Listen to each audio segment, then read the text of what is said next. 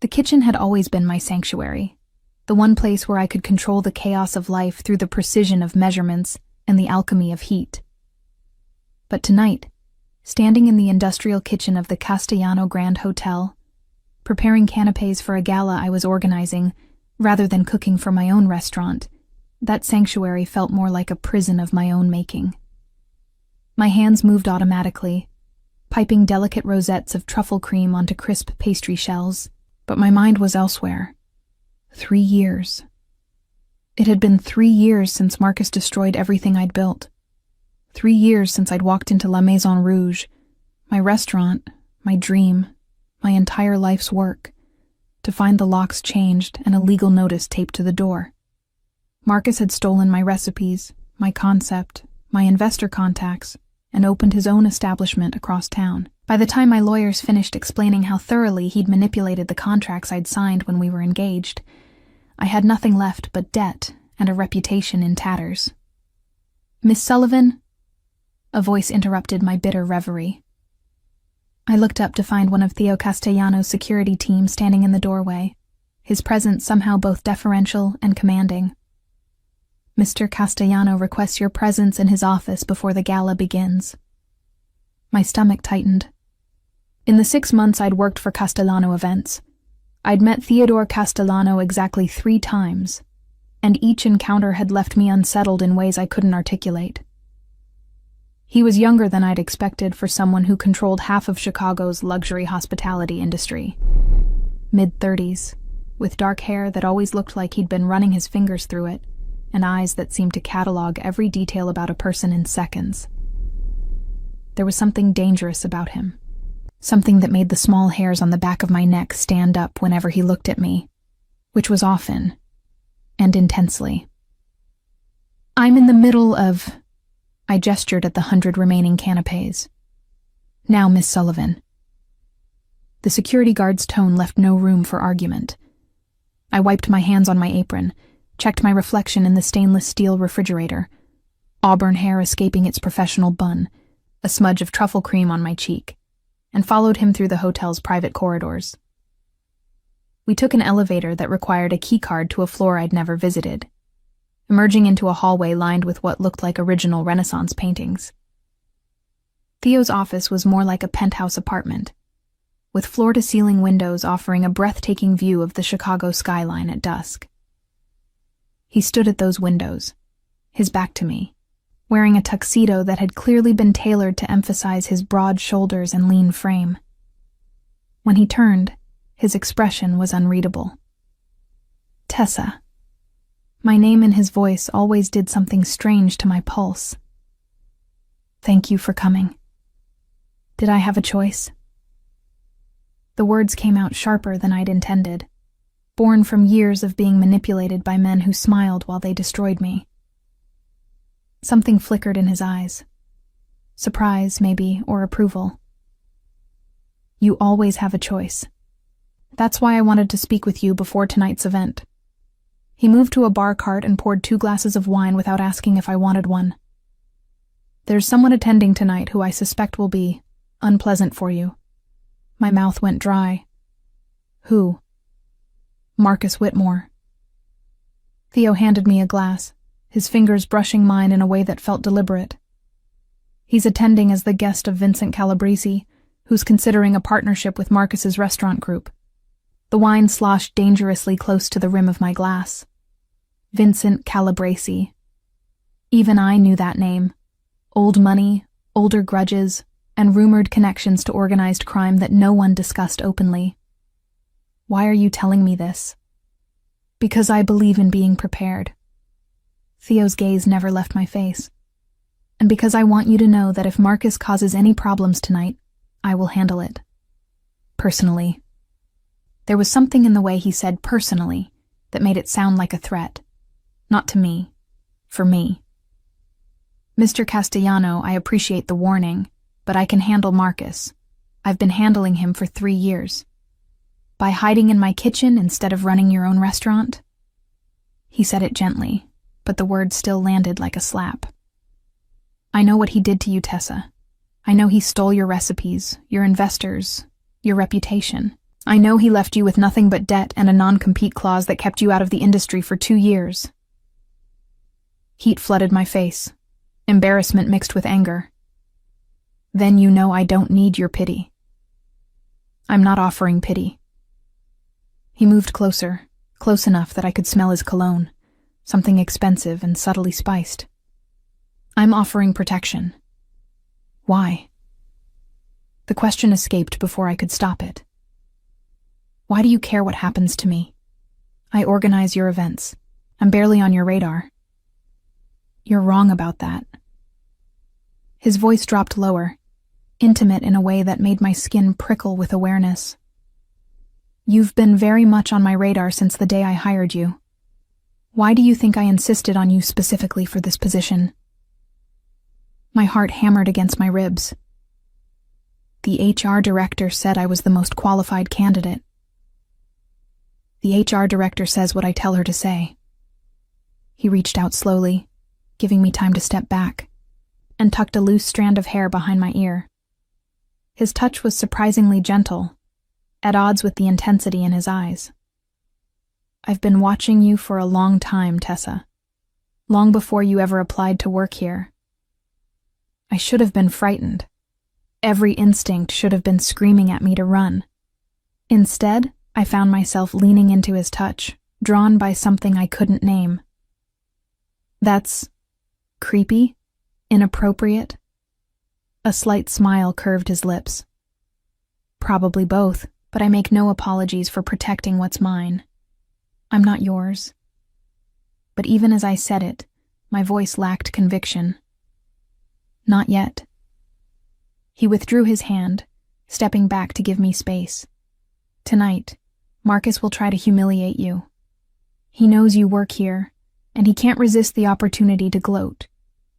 When that happens, let me handle it. Trust me. I don't know you well enough to trust you.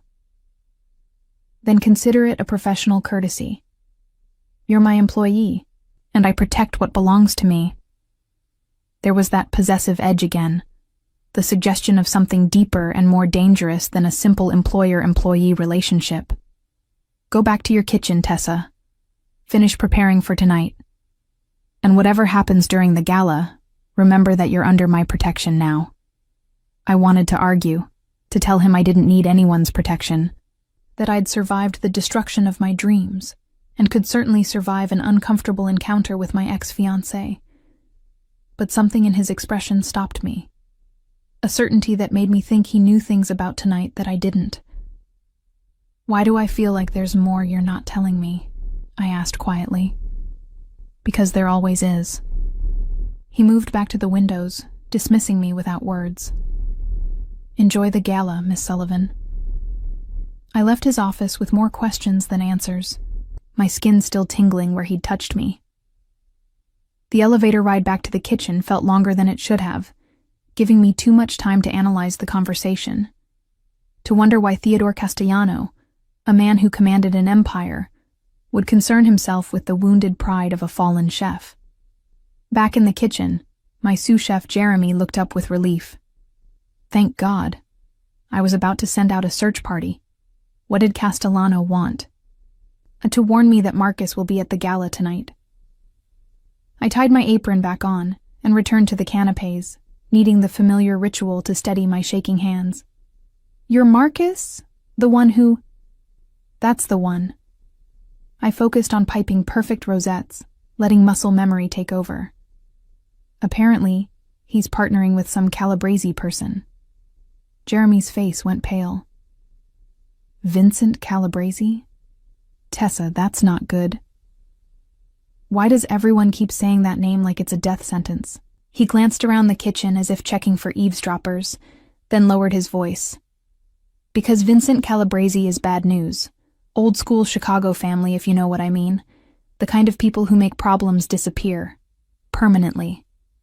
A chill ran down my spine. And Marcus is partnering with him? Either Marcus is an idiot, or he's more dangerous than you thought. Jeremy resumed his work on the salmon tartare. Be careful tonight, okay? Stay in the kitchen. Stay out of sight.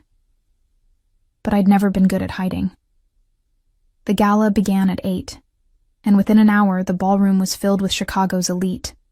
Old money, new money, and the kind of people who transcended such classifications entirely. I moved through the crowd with a clipboard, ensuring the catering staff maintained their precise timing, that the wine flowed freely, that every detail of the event reflected perfectly on Castellano events, and by extension, on Theo himself. I saw him across the room, surrounded by men in expensive suits, and our eyes met for a moment. He gave me an almost imperceptible nod, a reminder of his earlier promise. Then his attention returned to his conversation, and I continued my rounds. I didn't see Marcus until it was too late to avoid him. Well, well. His voice made my skin crawl.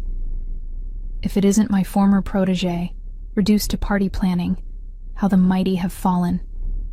I turned slowly, giving myself time to school my expression into something neutral.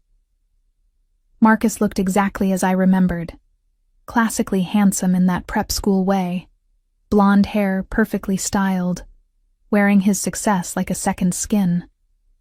The woman on his arm was young, beautiful, and wearing a diamond that could probably pay my rent for a year. His new fiancé, I assumed. Marcus. I kept my voice professional, distant. I didn't realize you'd expanded your thievery to include Calabresi's money. Congratulations. His smile sharpened. Still bitter, I see. I thought you'd have gotten over it by now. After all, it's been what? 3 years? Time to move on, Tessa. I have moved on. I started to walk away, but his next words stopped me cold. Have you?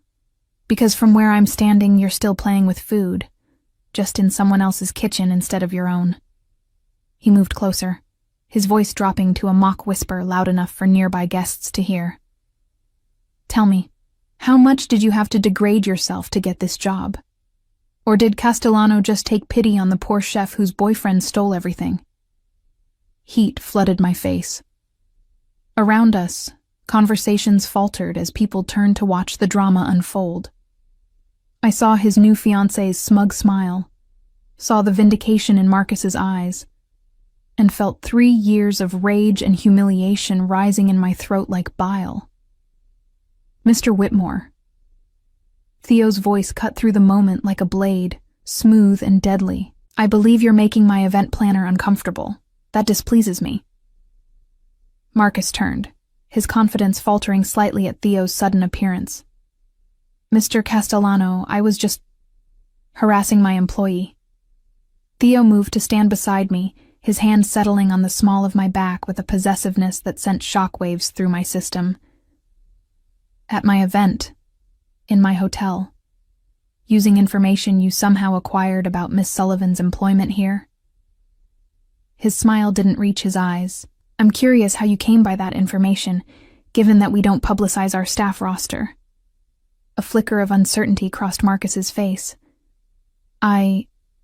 Vincent mentioned... yes, Vincent. Theo's hand moved slightly, pulling me closer against his side. Your new partner. Tell me, does he know about your history with Miss Sullivan? Does he know that you built your entire restaurant empire on stolen recipes and intellectual property theft? The color drained from Marcus's face. That's a serious accusation. It's a documented fact. Theo's tone remained pleasant, conversational, even as he systematically dismantled Marcus's composure. I have the contracts, the court filings, the testimony from your former investors who you defrauded. I've done my research, Mr. Whitmore. The question is, has Vincent Calabresi done his? Marcus's jaw clenched. Vincent knows everything he needs to know about our business arrangement. Does he? Theo tilted his head slightly, like a predator considering its prey. Then he knows you're currently being sued by 3 different former business partners. He knows you've been operating at a loss for the past 18 months. He knows you're desperate for new capital because your restaurants are hemorrhaging money. He paused. He knows you're using him. Around us, the crowd had grown quiet, everyone straining to hear the conversation. Marcus's face had gone from pale to red, rage and humiliation warring in his expression. "You don't know what you're talking about." "I know exactly what I'm talking about." Theo's hand tightened on my back, a gesture of possession that should have offended me, but instead made me feel safe, protected. "And now you're going to leave my gala, leave my hotel, and never speak to Miss Sullivan again. Are we clear?" For a moment, I thought Marcus might actually swing at Theo. His hands clenched into fists, his face contorted with fury. But then a new voice joined the conversation. "Is there a problem here?" Vincent Calabrese materialized beside Marcus, and I understood immediately why his name inspired fear. He was older than I'd expected, maybe 60, with silver hair and eyes like chips of ice. Everything about him spoke of old power, old money, old violence carefully hidden beneath a veneer of civilization. "No problem at all," Theo said smoothly. "I was just explaining to Mr. Whitmore that his behavior toward my employee was unacceptable. He was just leaving." Vincent's gaze moved between Theo and Marcus, assessing. Then he smiled, and it was somehow more frightening than his neutral expression. "Marcus, perhaps we should continue our discussion elsewhere. It seems we have much to talk about regarding your business practices." The threat in those words was clear to everyone. Marcus's face went ashen. "Vincent, I can explain." "I'm sure you can."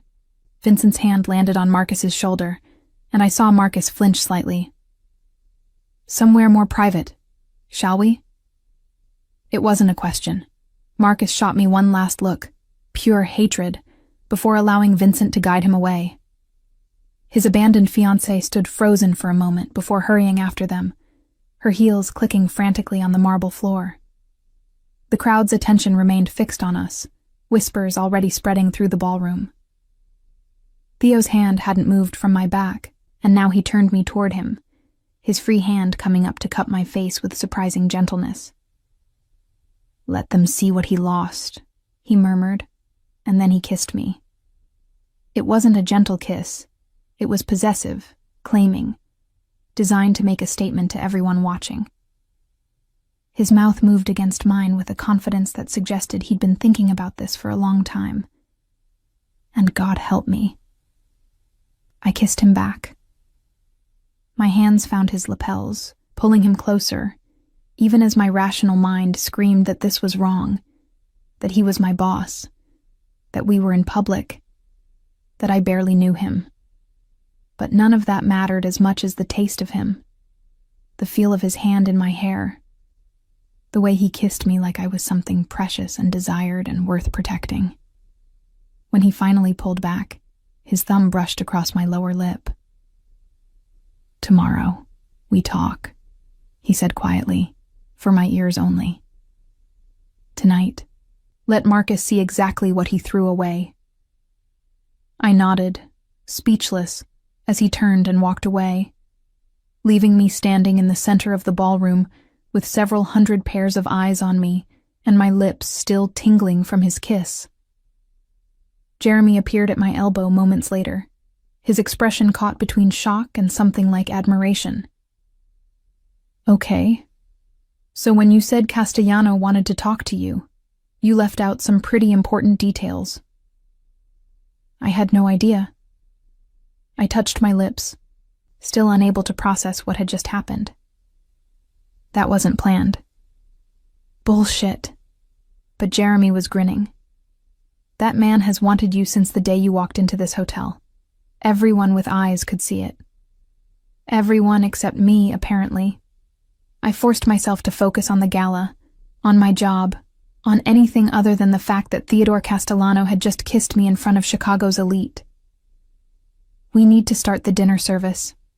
But as I returned to my duties, I couldn't shake the feeling that tonight had changed something fundamental. The way Theo had defended me, the way he'd kissed me, the way he'd seemed to know things about Marcus that he shouldn't have been able to know. It all pointed to something larger, something more dangerous than a simple workplace attraction. and when I glanced back at the spot where Marcus and Vincent had been standing, I saw Theo watching me from across the room, his expression intense and unreadable. Tomorrow, we would talk, but tonight, I had the distinct feeling that I'd just become a piece in a game I didn't understand, played by men who wielded power like weapons and protected what they claimed with ruthless efficiency. The question was, did I want to be claimed? I didn't sleep that night. Every time I closed my eyes, I felt Theo's lips on mine, tasted the expensive wine on his tongue, remembered the way his hand had felt possessive and protective on my back. And beneath that memory, darker thoughts circled.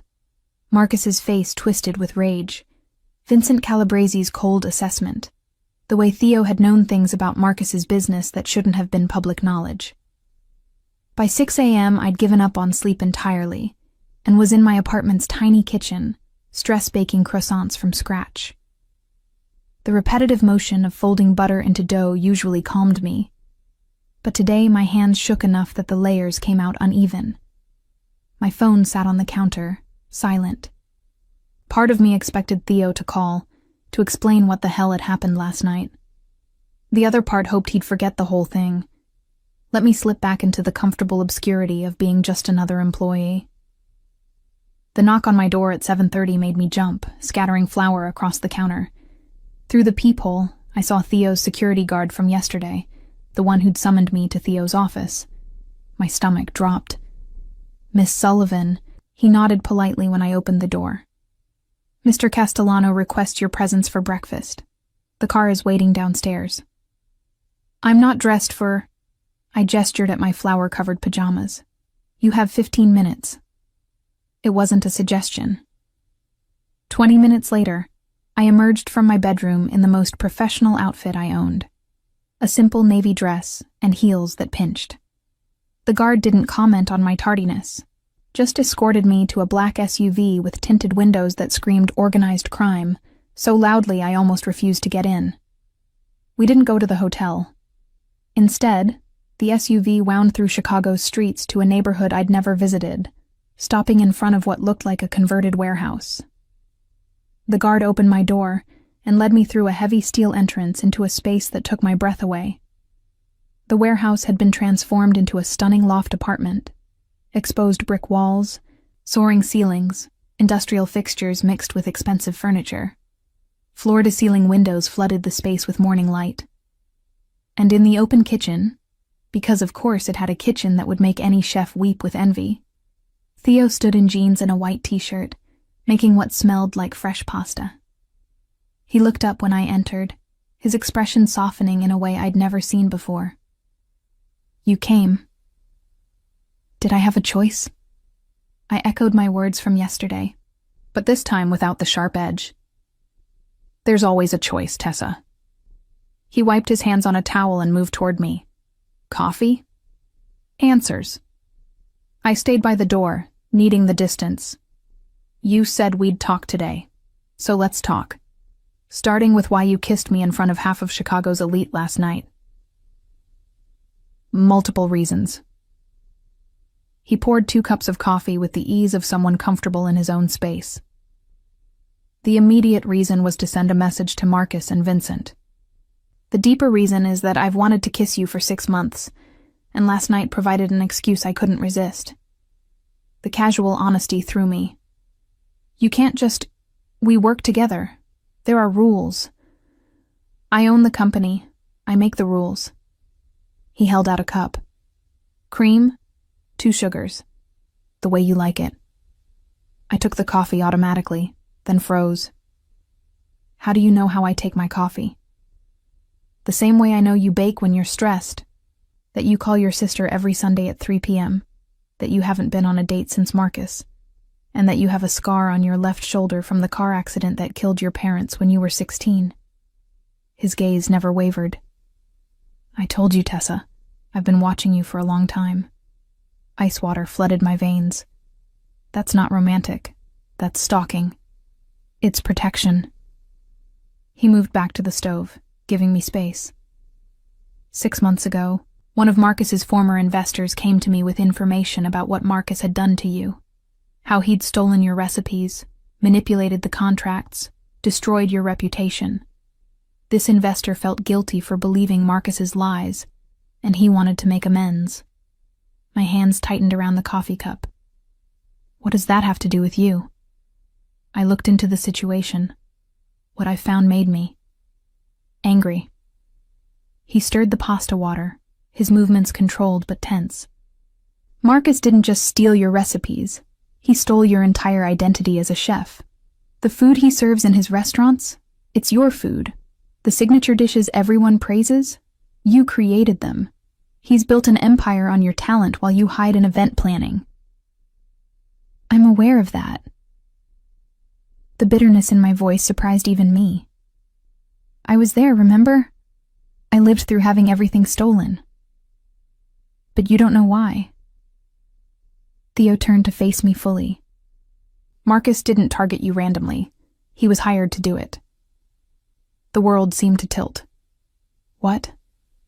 6 years ago, your parents owned 3 properties in what's now one of Chicago's most valuable development zones. When they died in that car accident, those properties should have gone to you and your sister. Instead, through a series of legal manipulations, they ended up owned by a shell corporation. He paused, watching my face.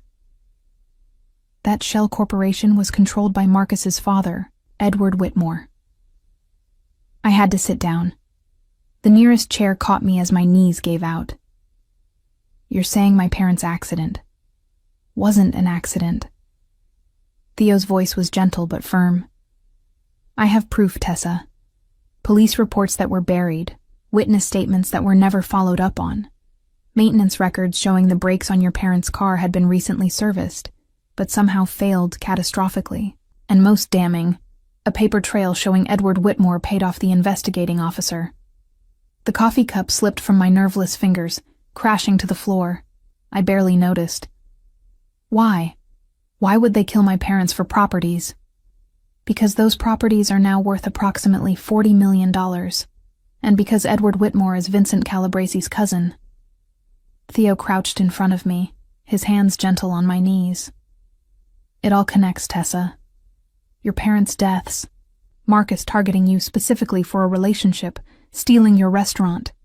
It was all orchestrated to keep you powerless and broke, unable to investigate or fight back. Tears burned my eyes, but I wouldn't let them fall. You're telling me that the man I was going to marry helped murder my parents? I'm telling you that Marcus is a weapon his family has been using against you for years. Theo's thumbs brushed against my knees, grounding. And I'm telling you that Vincent Calabresi now owns those properties through various legal transfers, and he will do anything to keep them, including killing me and my sister if we become a problem. The realization settled over me like a shroud. That's why you hired me, not because you wanted to help me, but because you needed to control where I was, keep me safe while you investigated. That's how it started. His honesty was almost brutal. But then I got to know you, watched you rebuild your confidence, saw your talent, your strength, listened to you laugh with the kitchen staff and turn every event into something special. And somewhere along the way, protecting you stopped being a business decision and started being personal. I wanted to pull away, to rage at him for manipulating me the same way Marcus had. But the way he was looking at me, like I was something precious and rare, made it impossible to move. Why didn't you tell me any of this before? Would you have believed me? A stranger telling you your parents were murdered, that your ex-fiancé was part of a conspiracy against you? He shook his head. You would have thought I was insane. I needed you to trust me first, to see that I was different from Marcus. And the kiss last night was real. His hand came up to cup my face, thumb brushing away a tear I hadn't realized had fallen. Everything I feel for you is real, Tessa.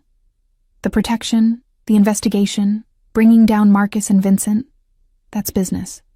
But this, he gestured between us. This is personal. My phone rang, shrill and intrusive. I fumbled it from my purse, saw my sister Lily's name on the screen. I need to answer it. Theo stood, moving back to give me privacy.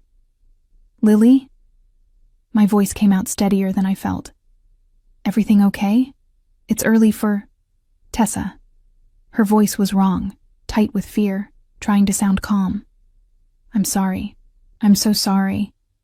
They said if I didn't call you, they'd... My blood turned to ice. Lily, what's happening? Where are you? A new voice came on the line. Male, unfamiliar, coldly amused. Miss Sullivan, your sister is currently enjoying our hospitality. Whether she continues to enjoy it depends entirely on your cooperation. Theo was suddenly beside me, pressing a button on my phone to activate the speaker. His face had gone hard, dangerous in a way that should have frightened me. Who is this? I demanded, my chef's command voice cutting through the panic. Someone who needs your particular skills. The man chuckled. Tonight, Theodore Castellano is hosting a private dinner for certain business associates.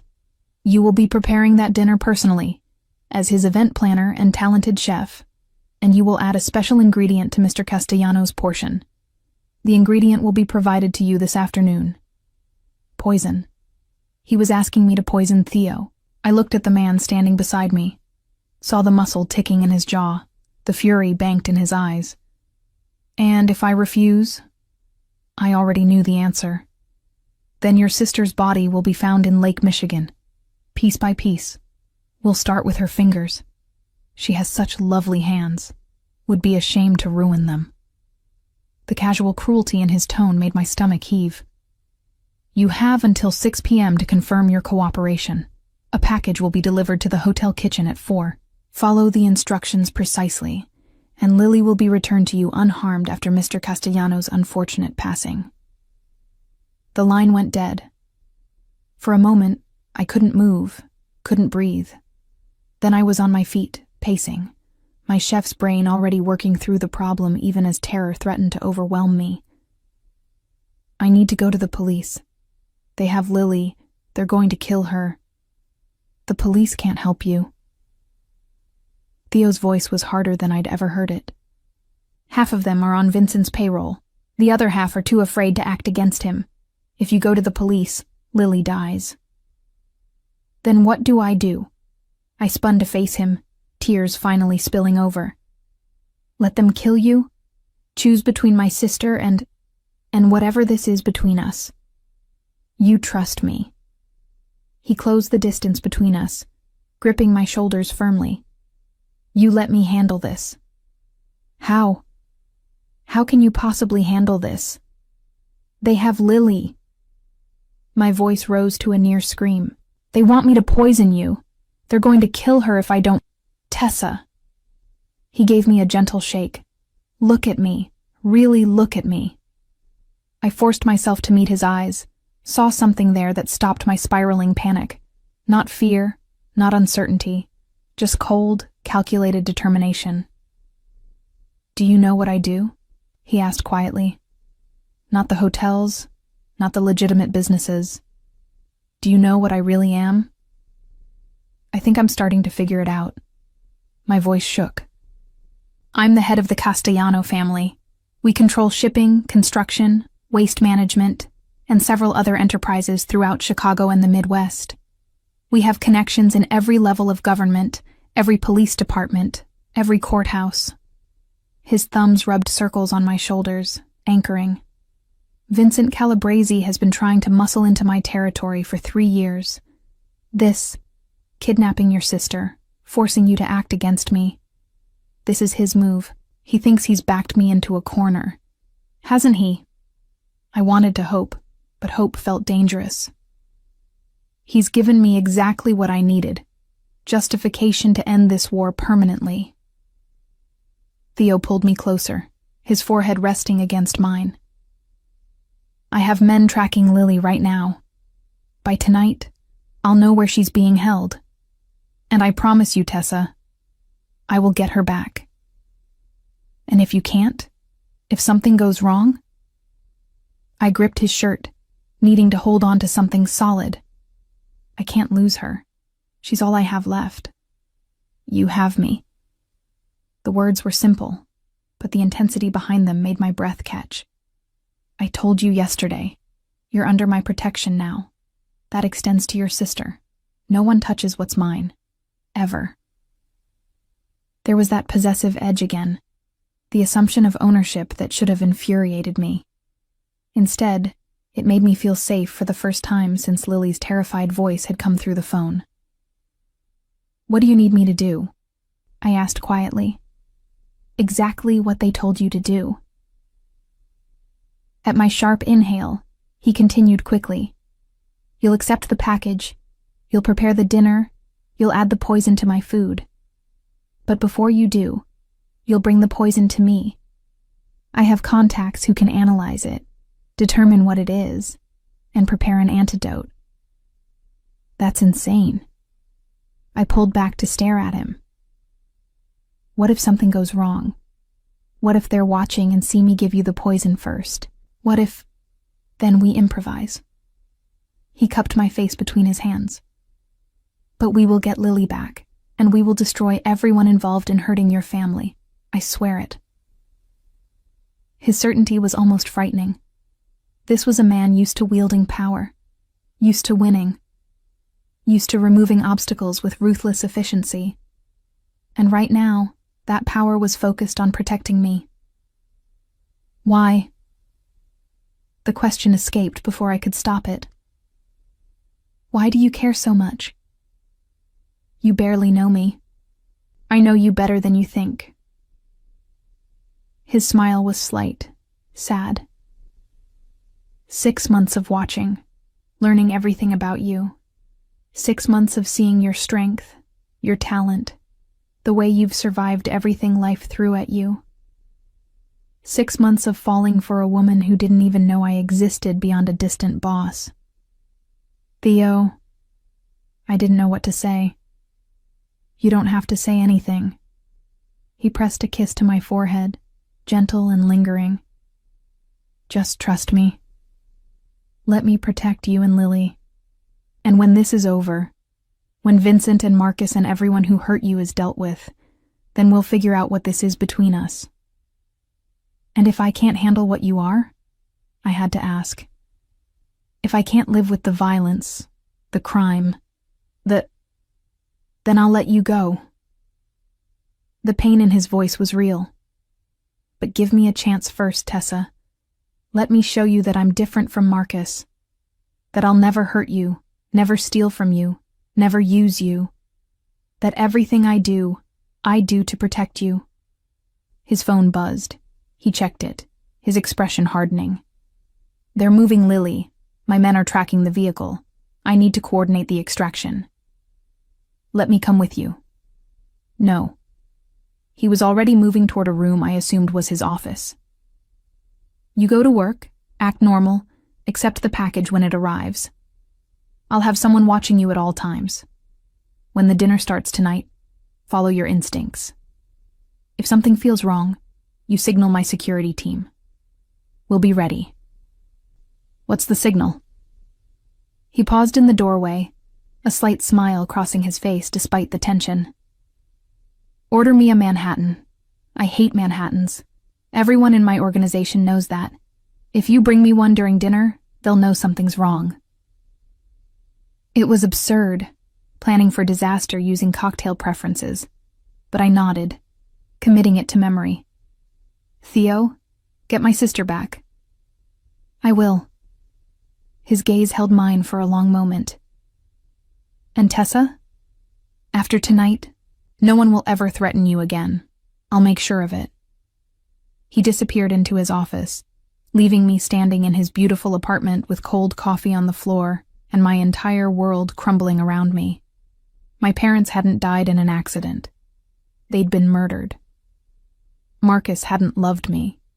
He'd targeted me as part of a long-term conspiracy. And the man who'd just promised to save my sister was a crime lord who'd been watching me for months. I should have run. Should have grabbed Lily and disappeared, started over somewhere far from Chicago and its dangerous families and their deadly games. But as I listened to Theo's voice through the office door, firm and commanding, as he coordinated whatever criminal empire he controlled, I realized I wasn't going anywhere.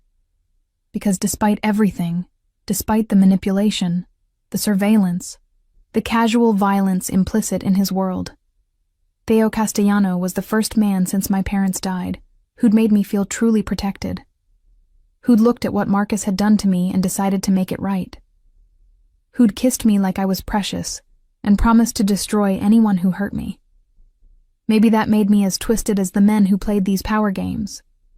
Or maybe it just made me a woman who was tired of being a victim, ready to become something more dangerous. Theo's driver, the same security guard from earlier, appeared at my elbow. "I'll take you to work, Miss Sullivan. You'll need to be seen arriving normally, acting as if nothing has changed." I nodded, gathering my purse, trying to smooth my expression into something that wouldn't betray the chaos raging inside me. As we left the loft, I caught a glimpse of Theo through his office window, phone pressed to his ear, his face hard with concentration. He looked up, caught my eye, and mouthed 2 words. "Trust me." God help me. I did. The hotel felt different as I walked through its elegant corridors that afternoon. Or maybe I was different, seeing everything through the lens of what Theo had revealed. The uniformed security guards weren't just hotel employees. They were Theo's soldiers, part of a vast organization I'd been blind to for months. The wealthy guests weren't just clientele. Some of them were undoubtedly part of Chicago's criminal elite, doing business under the guise of luxury hospitality. I'd been living in a different world without even knowing it. Jeremy took one look at my face when I entered the kitchen, and immediately pulled me into the walk-in cooler. The only place in the hotel where conversations couldn't be easily overheard. "What happened?" His hands gripped my shoulders, forcing me to meet his eyes. "You look like you've seen a ghost." "Lily's been kidnapped." The words came out flat, drained of emotion by sheer shock. "They're making me poison Theo tonight or they'll kill her." Jeremy's face went pale, then red with fury. "Who? Marcus? Vincent? Does it matter?" I laughed, a jagged sound with no humor in it. "They have my sister. They want me to murder my boss. And Theo just told me that my parents' car accident 6 years ago wasn't an accident. It was murder orchestrated by Marcus's family to steal our properties." Jesus Christ. Jeremy pulled me into a hug, and I let myself lean into his warmth for just a moment. "What are you going to do?" "Exactly what they're asking. Theo knows about the poisoning attempt. He has a plan to get Lily back." I pulled away, forcing myself to breathe evenly. "The package should arrive at 4. I need you to pretend everything's normal, okay? Can you do that?" "Tessa, this is insane. You should go to the police." "The police can't help." I repeated Theo's words, believing them now. "This is bigger than me, bigger than Lily. This is about territory and power and old grudges I didn't even know existed. The only person who can help us is Theo." Jeremy's expression said everything about what he thought of trusting a crime lord with our lives, but he nodded. "What do you need from me?" "Help me prep for tonight's dinner. Beef Wellington. Because of course Vincent Calabresi wants the most complicated, showiest dish possible. Keep everyone focused on the food, not on me. And if anything goes wrong..." I gripped his hand hard. "Get out. Don't try to be a hero." "Screw that." His jaw set stubbornly. "You're not doing this alone." The package arrived at precisely 4 p.m., delivered by a courier who looked like he'd rather be anywhere else. Inside the plain brown box was a small vial of clear liquid and a note with typed instructions. "Add 5 drops to Castellano's wine during dinner service. Symptoms will appear to be cardiac arrest. Do not deviate. We are watching." My hands shook as I held the vial, knowing that this innocent-looking liquid could kill Theo if I made even a small mistake. But I'd prepared thousands of dishes in my career, measured thousands of ingredients. I could do this. I had to do this. I pocketed the vial and returned to prepping the beef Wellington, falling into the familiar rhythm of cooking to steady my nerves. Puff pastry, mushroom duxelles, perfectly seared beef tenderloin. Each component required absolute precision and focus. It was almost meditative, this act of creation, and for brief moments I could forget that I was preparing a dinner that could end in multiple deaths. At 5:30, Theo appeared in the kitchen doorway. Our eyes met across the stainless steel workspace, and without a word, I excused myself to check on wine inventory in the cellar. He followed at a discreet distance. The wine cellar was cool, dim, and private. The moment the door closed behind us, Theo pulled me into his arms, and I let myself collapse against him, drawing strength from his solid presence. "Do you have it?" he asked quietly. I handed him the vial, watching as he held it up to the light, examining the clear liquid. My people analyzed a sample we acquired. It's a synthetic compound that mimics the symptoms of massive cardiac arrest. Undetectable in standard toxicology screens, lethal within 30 minutes. His voice was clinical, but his hand tightened on my waist. "There's an antidote, but it has to be administered within 10 minutes of ingestion." "How did you get a sample?" I didn't really want to know, but I asked anyway. One of Vincent's men was persuaded to share information. The casual way he said it suggested things I definitely didn't want details about. "The antidote is already in my system. I took it an hour ago as a preventative measure. So when you add this to my wine, I'll be fine. But you'll need to fake the symptoms." Understanding dawned. You'll need to pretend you're dying. For about 5 minutes, until my security team can secure Lily and neutralize Vincent's men. He tucked the vial into his jacket pocket, then cupped my face. "I need you to trust me, Tessa. Trust that I've planned for every contingency. Trust that I will get your sister back." What if they kill her the moment they think you're dead? The fear had been gnawing at me all afternoon. What if this is just an excuse to eliminate both of us? Then they've underestimated how much I care about you.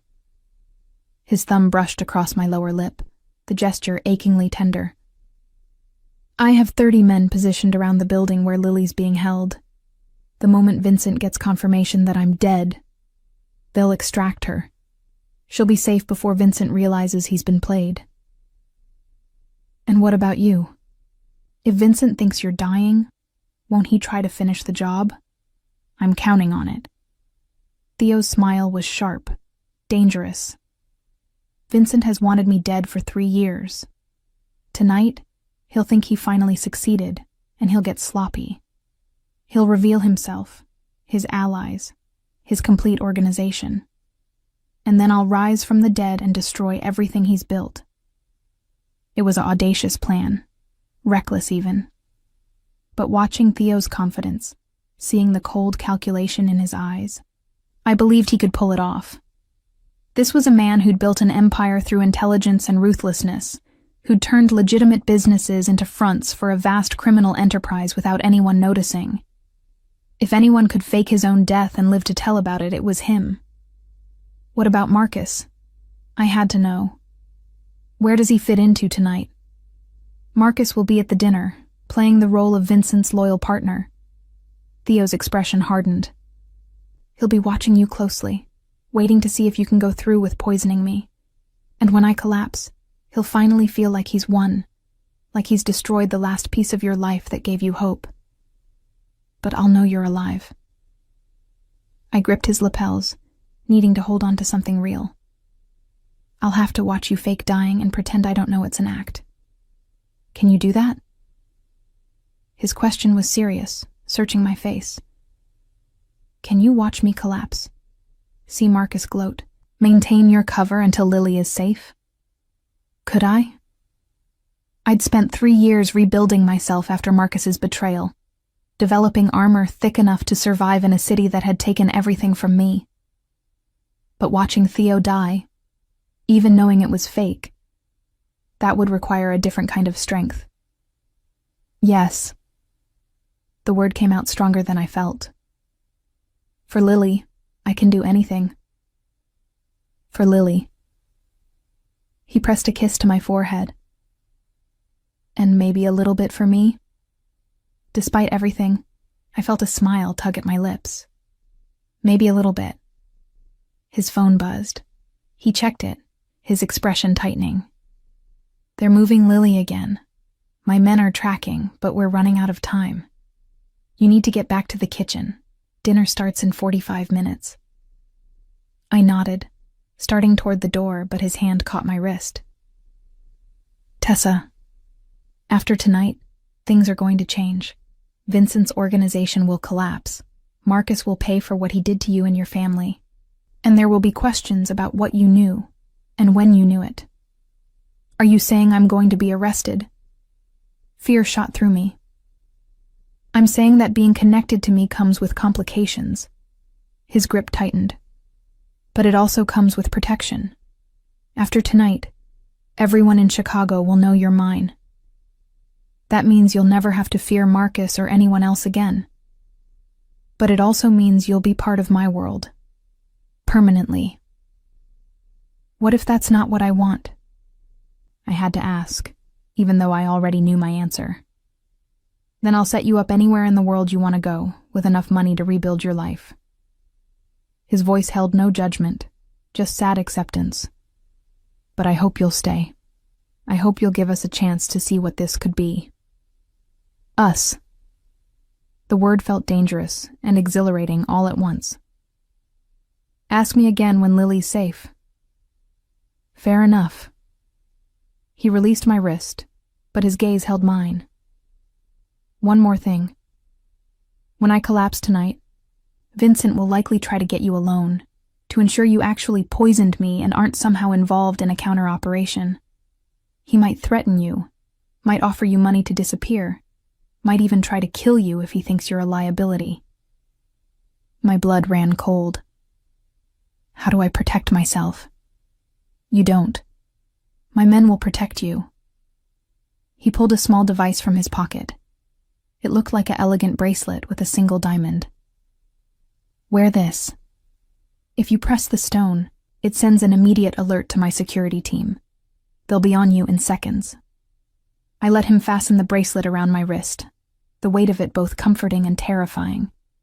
I was really doing this, really about to poison my employer, watch him fake his death, and survive whatever came after. Theo? If something goes wrong, it won't. He cut me off with another kiss, this one fierce and claiming. But if it does, know that protecting you and Lily is worth any risk. You're worth any risk. Then he was gone, leaving me alone in the wine cellar with shaking hands and a bracelet that felt like both armor and a collar. The next 45 minutes passed in a blur of controlled chaos. The beef Wellington came out perfectly. Golden puff pastry, pink beef, rich duxelles, plated with artistic precision on bone china.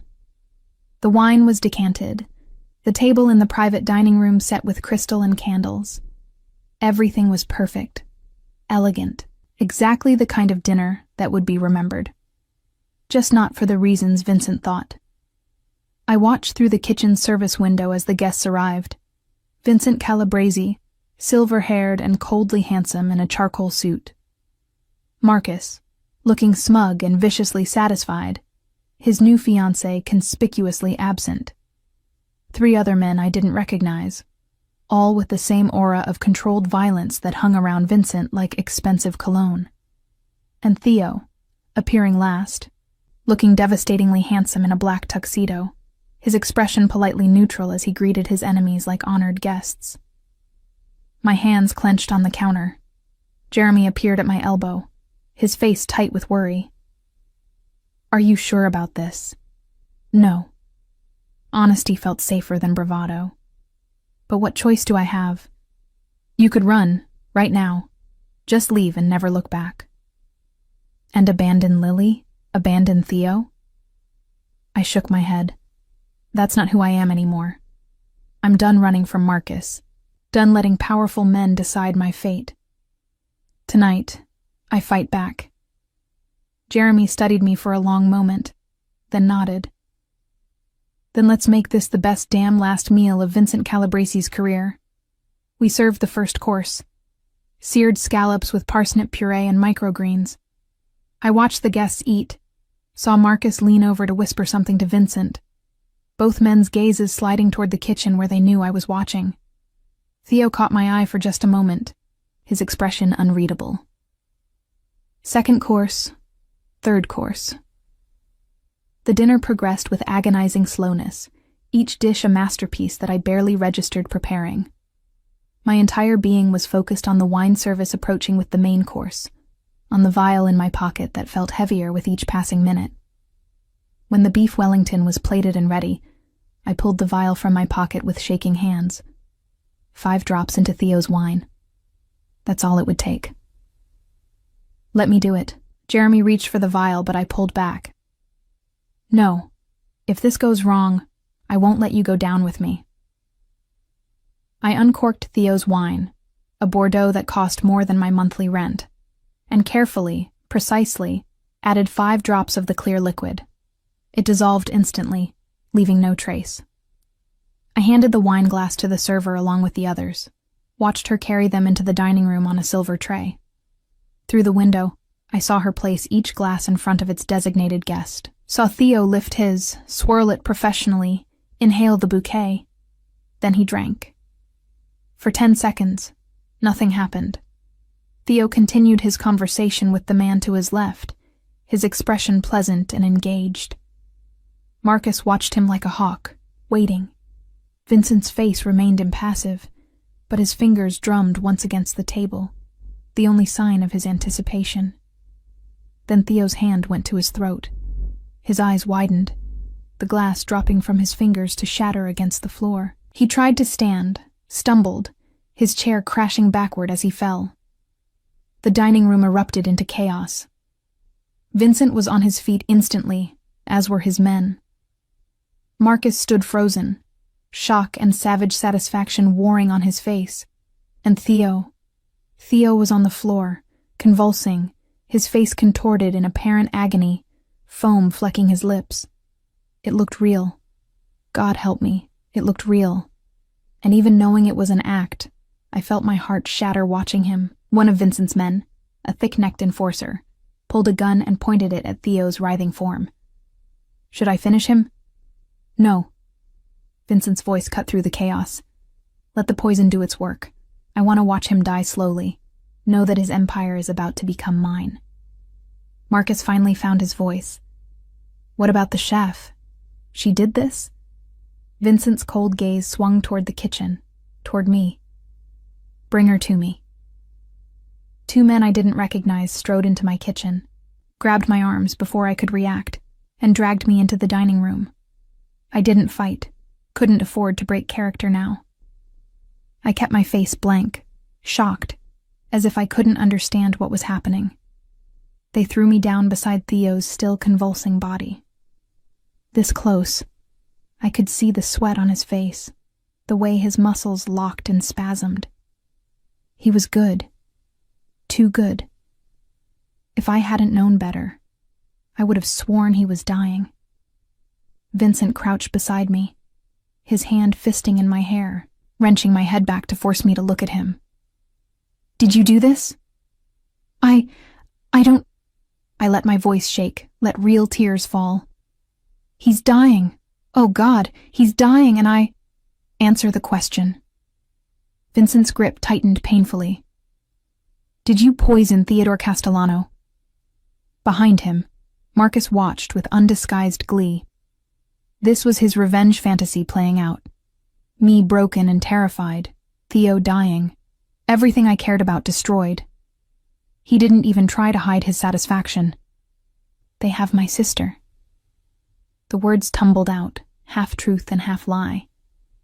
They said they'd kill her if I didn't put something in his wine. Good girl. Vincent's smile was hideous, triumphant. Your sister is fine, for now. Whether she stays that way depends on how useful you continue to be. Theo's convulsions were slowing. His breathing became shallow, ragged. I watched him, counted the seconds, waited for the signal that would tell me Lily was safe. Vincent's phone buzzed. He released my hair to check it, his expression shifting from triumph to confusion to fury in seconds. What the hell? Whatever he'd been about to say was cut off by the sound of breaking glass from multiple directions. Suddenly, the dining room was filled with armed men in black tactical gear, red laser sights painting every surface, and a voice over a megaphone ordering everyone to get on the ground. But I only had eyes for Theo, who opened his eyes, looked directly at me, and winked. Then all hell broke loose. The next 60 seconds were the longest of my life. Vincent's men reached for their weapons, but Theo's security team was faster, better trained, utterly ruthless. Gunshots cracked through the elegant dining room, shattering crystal and splintering wood paneling. I threw myself flat beside Theo as bullets zipped overhead, my chef's instinct to avoid injury overriding everything else. Then Theo was moving, not dying, not weak, but rising with lethal grace, pulling a gun from somewhere inside his jacket and putting 2 rounds into the chest of the enforcer who'd suggested finishing him off minutes earlier. The man dropped like a puppet with cut strings. "Stay down!" Theo shouted at me, then pivoted to aim at Vincent, who'd managed to draw his own weapon. But one of Theo's men tackled Vincent before he could fire, slamming him face first into the imported Italian tile with a crunch that suggested a broken nose. Marcus tried to run. He made it 3 steps before Jeremy, my loyal, brave, utterly insane sous chef, stuck out his leg from the kitchen doorway and sent Marcus sprawling. Jeremy then proceeded to sit on him, which would have been comical if not for the violence erupting around us. The firefight lasted less than a minute. Theo's men were simply better armed, better positioned, better prepared. When the smoke cleared, 3 of Vincent's enforcers were dead or dying. Vincent himself was zip-tied and bleeding on the floor, and Marcus was whimpering under Jeremy's weight. Theo crossed to me in 3 long strides, hauling me to my feet and running his hands over me frantically, checking for injuries. "Are you hurt? Did they—" "I'm fine." I grabbed his face, forcing him to meet my eyes. "Lily. Where's Lily?" "Safe." He pulled out his phone, tapped the screen, then turned it to show me a video feed. My sister sat in what looked like a hotel room, wrapped in a blanket, unharmed if shaken. A female member of Theo's security team sat beside her, offering water and what looked like reassurance. Relief hit me so hard I nearly collapsed. Theo caught me, held me against his chest as I shook with reaction to everything that had just happened. "She's really okay?" My men extracted her 45 seconds after I died. His hand stroked down my back, soothing. "They got everyone involved in her kidnapping. She was never in real danger. I had 3 different teams ready to move the moment Vincent made his play." "You bastard." Vincent's voice was thick with blood and fury. "You were supposed to be dead." "Disappointed?" Theo released me reluctantly, turning to face his defeated enemy. "You really thought I'd be stupid enough to eat or drink anything at a dinner with you without taking precautions? I've been building a case against you for 3 years, Vincent. Tonight you finally gave me everything I needed to destroy you completely. You have nothing." But Vincent's confidence was cracking. "This was self-defense at worst. Your lawyers will be busy defending themselves." Theo crouched beside Vincent, his voice dropping to something dangerous and intimate. "See? While you were focused on killing me tonight, my people were executing search warrants on your properties, your businesses, your offshore accounts. We found evidence of money laundering, racketeering, human trafficking, and, most relevant to Miss Sullivan here, proof that you ordered the murder of Robert and Catherine Sullivan 6 years ago." The blood drained from Vincent's face. Even beaten and bleeding, the implications of what Theo was saying hit him like a physical blow. "You're lying." "I have the maintenance records from their vehicle. the payments you made to the brake specialist who sabotaged them, witness statements from people you thought were too afraid to talk. Theo's smile was terrifying in its cold satisfaction. And I have Edward Whitmore's confession, recorded 2 hours ago before he unfortunately suffered a fatal heart attack. Marcus made a strangled sound. My father. You killed my father. I didn't have to. Theo didn't even look at Marcus.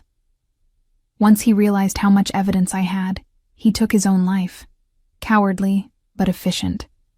He did leave a lovely confession behind, though, naming everyone involved in the Sullivan murders, including you, Marcus.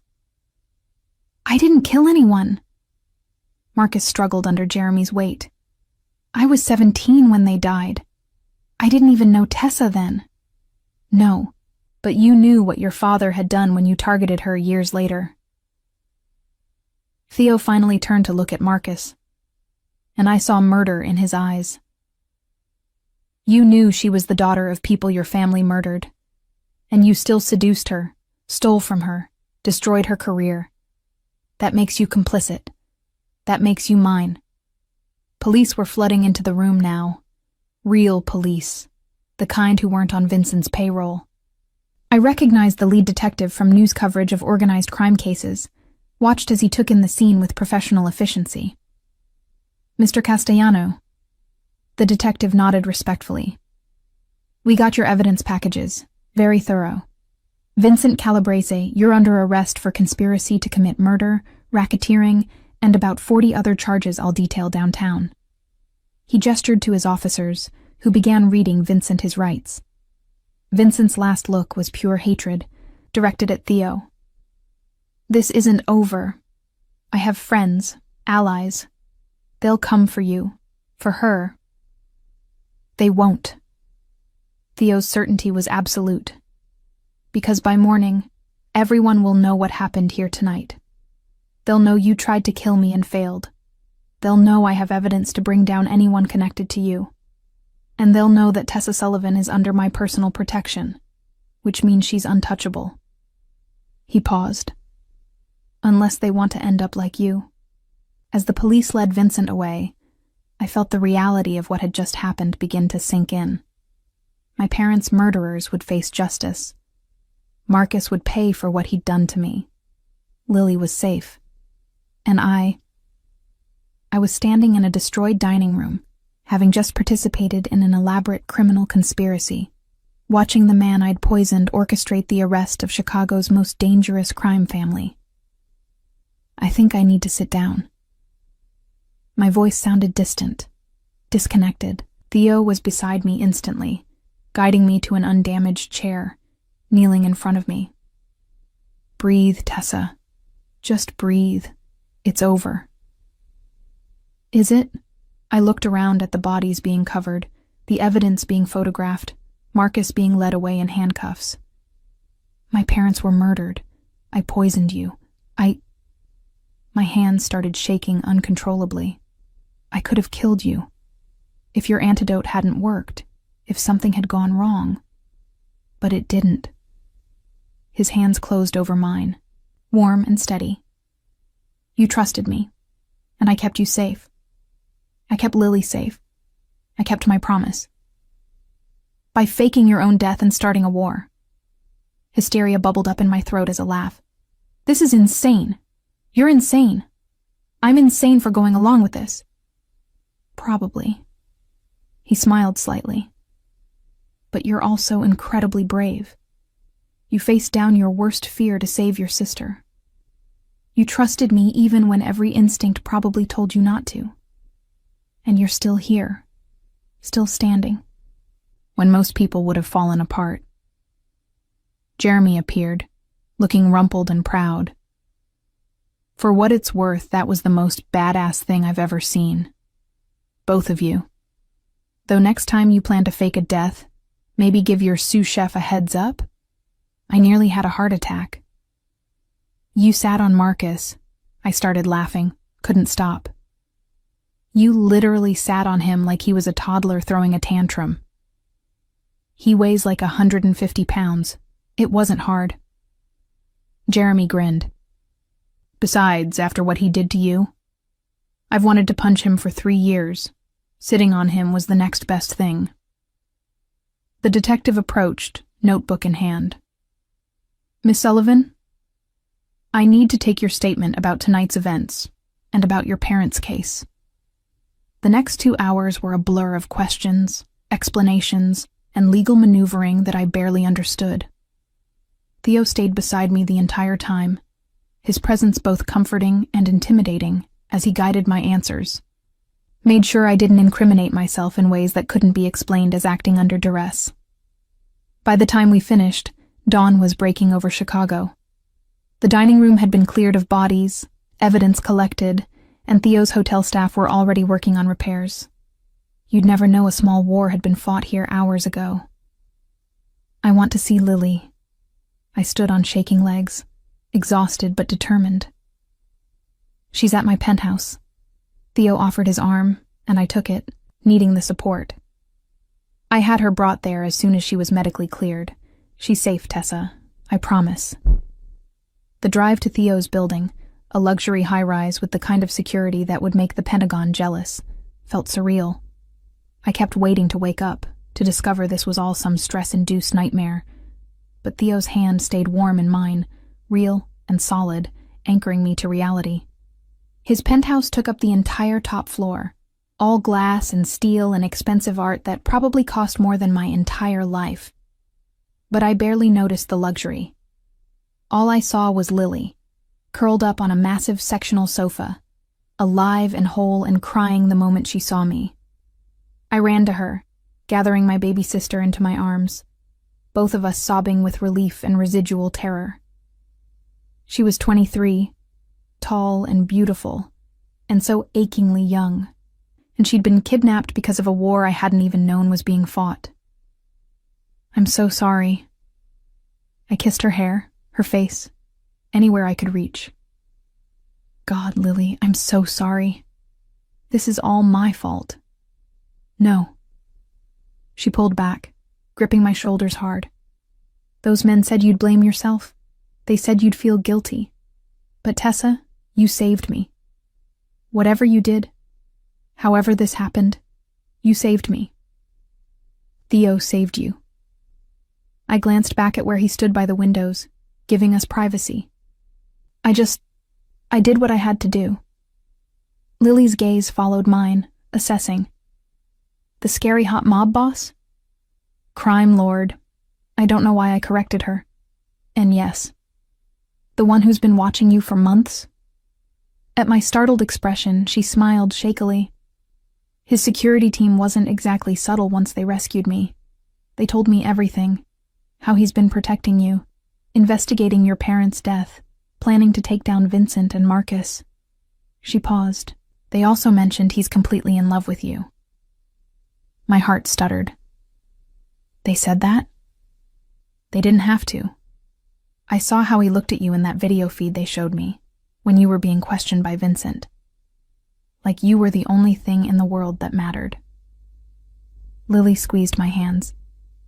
Tessa, I know this is crazy and dangerous, and probably a terrible idea. But when was the last time someone looked at you like that? Like you were precious? Never. The answer was never. Marcus had looked at me like I was a possession to be acquired and then discarded. Other men had looked at me with appreciation or desire or casual interest. But Theo looked at me like I was something worth destroying his enemies for. I should probably think this through more carefully. I stood, aware of Theo turning from the windows as I approached. I should consider the implications, the danger, the moral complications of being involved with someone who's clearly committed multiple crimes. Probably. Theo's expression was carefully neutral, but I saw the tension in his shoulders, the hope he was trying to hide.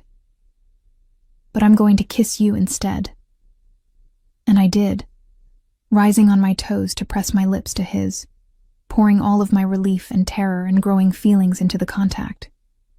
He responded immediately, his arms coming around me, holding me like I was something infinitely precious that he'd nearly lost. When we finally broke apart, both breathing hard, he rested his forehead against mine. I meant what I said earlier. You always have a choice. If this is too much, if you can't handle what I am, I'm a chef who just poisoned someone and survived a shootout. I smiled against his lips.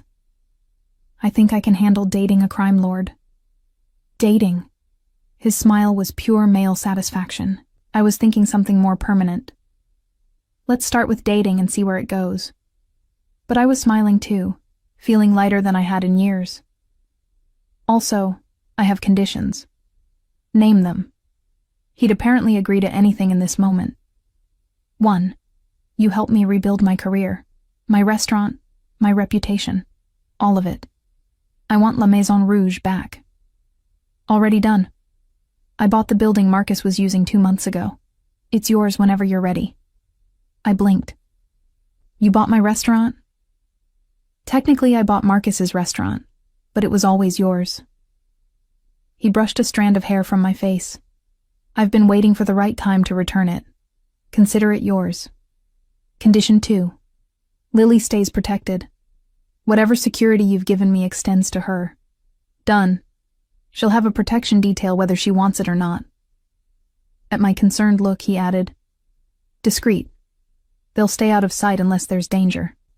Condition 3. And this is the big one. I took a deep breath. I need you to go legitimate. Not overnight, not immediately, but eventually. I can't build a life with someone who might end up dead or in prison. His expression sobered.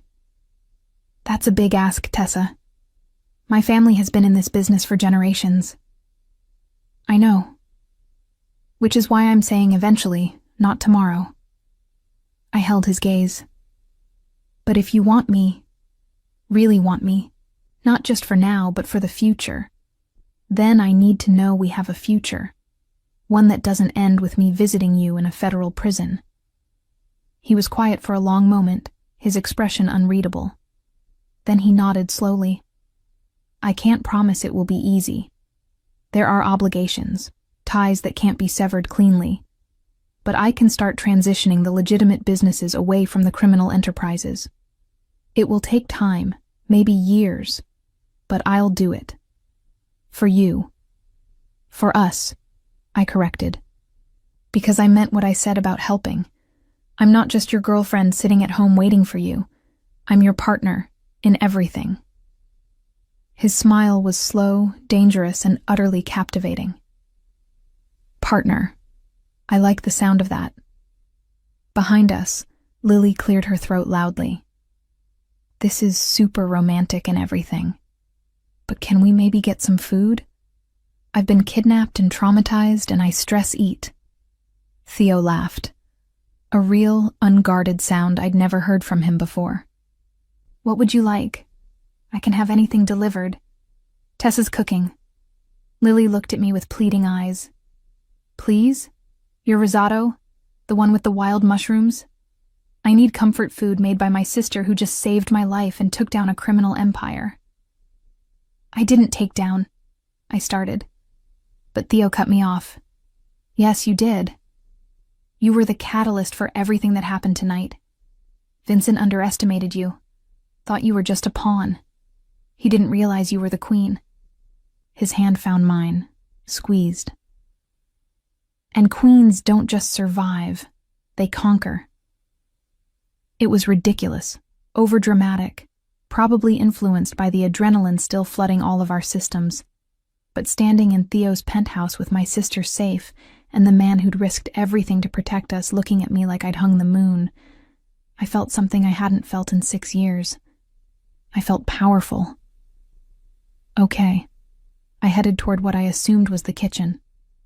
But I'm using your ridiculously expensive ingredients, and you're going to sit there and watch me cook like normal people instead of hovering like the overprotective crime lord you are. I make no promises. But he followed me, and when I found his kitchen, which was even more spectacular than the one in his loft, he settled onto a bar stool and watched me work with an expression of profound contentment. Lily joined him, and for the next hour, I cooked for the two people I loved most in the world, using the skills my parents had taught me, in the city that had tried to destroy me, under the protection of a man who'd declared war on my enemies. It should have felt surreal. Instead, it felt like coming home. The sun was fully up by the time we finished eating, Chicago's skyline glittering in the morning light like a promise of better things to come. Lily had finally crashed on Theo's guest bed, emotionally and physically exhausted, leaving Theo and me alone in his living room with cold coffee and the comfortable silence of people who'd survived something momentous together. "What happens now?" I asked, curled into the corner of his sectional sofa, wearing one of his t-shirts because my clothes from last night were covered in splattered sauce and the memory of violence. "Now?" Theo sat beside me, close enough that our thighs touched. "Now we rebuild. Your restaurant, your reputation, your life. Vincent's empire gets dismantled piece by piece. Marcus goes to prison for conspiracy to commit fraud, theft of intellectual property, and being an accessory after the fact to your parents' murders. Will it stick?" I'd seen enough crime shows to know that rich men with good lawyers often walked. It will stick. His certainty was absolute. I have prosecutors who owe me favors, judges who understand the value of my cooperation, and enough evidence to put Marcus away for 20 years minimum. He'll die in prison, Tessa. I'll make sure of it. I should have been horrified by his casual promise of destruction. Instead, I felt only grim satisfaction. Good. As for your parents' case, that's trickier. Edward Whitmore is dead. Vincent will likely make a deal to testify against his remaining allies. But there are still loose ends. People who helped, who covered up evidence, who profited from your parents' deaths. He took my hand, his thumb tracing circles on my palm. "I'll find every single one of them, and I'll make them pay." "Legally?" I had to ask. "Mostly." His smile was wry. "I meant what I said about going legitimate eventually. But that doesn't mean I won't use every tool at my disposal, legal and otherwise, to get justice for you."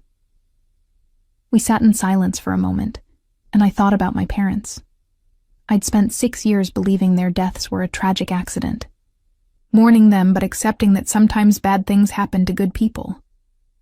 Knowing the truth, that they'd been murdered, that their deaths were orchestrated by people who saw them as obstacles to profit, changed everything. It made my grief sharper, more complicated, tangled up with rage and the need for revenge I'd never allowed myself to feel before. "Tell me about them." Theo's quiet request interrupted my dark thoughts. "Your parents. I know the facts from my investigation, but I don't know who they were." I smiled, remembering. My dad was a dreamer. He owned 3 small commercial properties and thought he could turn them into something special. Artist studios, community spaces, places that would revitalize the neighborhood. My mom was the practical one, always doing the math, making sure his dreams had foundations in reality. I swallowed past the lump in my throat. They loved cooking. That's where I got it. Sunday dinners were sacred in our house. Everyone gathered, everyone contributed to the meal. My dad would make these elaborate French dishes he'd learned from some chef he befriended. My mom would roll her eyes but perfect his techniques. And Lily and I would just watch and learn and feel loved. They sound wonderful. Theo's hand tightened on mine. They were, and Marcus's family took them from us for property that wasn't even worth that much at the time. Bitterness crept into my voice. $40 million now, but back then, maybe $5 million total. They murdered 2 people for $5 million. People like Vincent and Edward don't see it that way. Theo's voice was hard. They see opportunities and obstacles. Your parents were obstacles, so they were removed. It's how they operate. No emotion, no guilt, just cold calculation. Is that how you operate? I needed to know. When you make decisions about your business, Your empire. Do you see people as obstacles? He was quiet for a long moment, considering the question with the seriousness it deserved. Sometimes. Not people like you or Lily or the innocents caught up in this world. But my enemies? The people who threaten what's mine? Yes. I see them as problems to be solved. He turned to face me fully. I'm not a good man, Tessa. I've done things, ordered things, that would make you sick if you knew the details. I've hurt people, destroyed lives, used violence to maintain power. I won't lie to you about that. But you're trying to change. I held his gaze. That's what you promised me, that you'd transition to legitimate business eventually. I will, because you're right. This life has an expiration date. Either I transition out voluntarily, or I end up dead or in prison like Vincent. He reached up to cup my face. But Tessa, you need to understand something. Going legitimate doesn't mean becoming harmless. I'll still have power, still have connections, still be someone people fear. That's not something I can just turn off. I'm not asking you to be someone you're not. I leaned into his touch. I'm asking you to be someone who builds things instead of breaking them. Someone who protects people instead of hurting them. Someone who uses power for more than just accumulating more power. Like helping a talented chef rebuild her stolen restaurant? His smile was slight. Like that. I smiled back. And maybe using your shipping empire for legitimate trade, and your construction company for actual construction projects, and your waste management business for... Actually, that one's mostly legitimate. He looked almost offended. We really do dispose of waste properly. Oh, well, then you're practically a saint. I was teasing now, feeling lighter despite the heavy conversation. A mob boss who believes in proper waste disposal. How civic-minded. Crime lord, he corrected with a grin. And yes, I believe in proper waste disposal. Also recycling. I'm very environmentally conscious. I started laughing. Real laughter that shook my whole body and brought tears to my eyes. It was absurd, sitting here discussing environmental consciousness with a man who'd orchestrated his own fake death last night. But somehow it was also perfect. This moment of normalcy amidst the chaos. When I finally caught my breath, I found Theo watching me with an expression so tender, it made my heart ache. What? I love your laugh. He said it simply, like it was an obvious fact. I've been trying to make you laugh for 6 months, watching you work, seeing glimpses of the joy underneath the armor you wear. But you were always too guarded, too hurt. Hearing you laugh now, really laugh, feels like a gift. Theo. I didn't know what to say to that. The intensity of his feelings should have scared me. But instead, it made me feel cherished in a way I'd never experienced before. I know it's too soon to say certain things. He continued before I could respond. I know you need time to process everything that's happened, to figure out if you can really be with someone like me. But I want you to know, I'm patient. I'll wait as long as you need, and in the meantime, I'll prove to you every single day that I'm worth the risk. My phone buzzed, breaking the moment. I checked it and felt my stomach drop. 47 missed calls, 163 text messages, and my social media was apparently exploding. Oh God. What? Theo leaned over to look at my screen, then cursed. The story broke. Someone, probably one of the police officers or hotel staff, had leaked what happened last night. The headlines were sensational. Chicago crime boss survives assassination attempt. Calabrese empire crumbles. Chef caught in mob war. And there, in several articles, was my name, my photo from the hotel website, speculation about my relationship with Theo. They're calling me your girlfriend. I scrolled through article after article, each one more invasive than the last.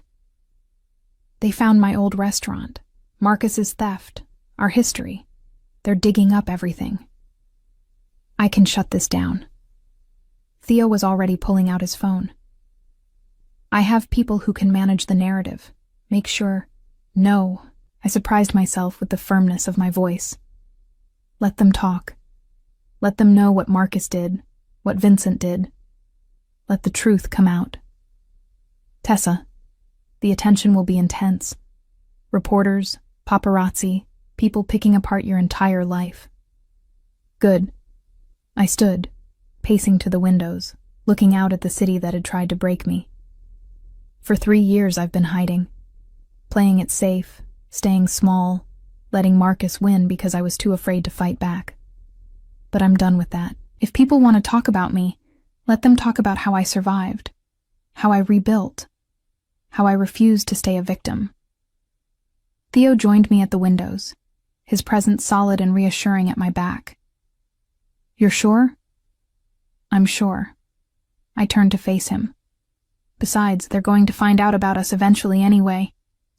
We might as well control the narrative from the start. Us? His smile was slow and devastating. So there is an us. Apparently. I tried to sound casual, but my racing heart betrayed me. Though we're taking it slow. Dating, remember? Not whatever this intense, possessive, you're mine thing is that you keep doing. I'll try to dial it back. He didn't sound convincing. Though fair warning, I've spent 6 months thinking of you as mine. That's not a switch I can just turn off. Then I guess I'll have to get used to it. I surprised us both by stepping closer, wrapping my arms around his waist. Because apparently I like the intense, possessive thing more than I should. His arms came around me, holding me against his chest. And for a moment, we just stood there, 2 people who'd survived the night finding comfort in each other's presence. Outside, Chicago continued its morning routine, unaware of the seismic shifts in its criminal underworld, the fall of an empire, the rise of something new. My phone buzzed again, this time with a call from a number I recognized.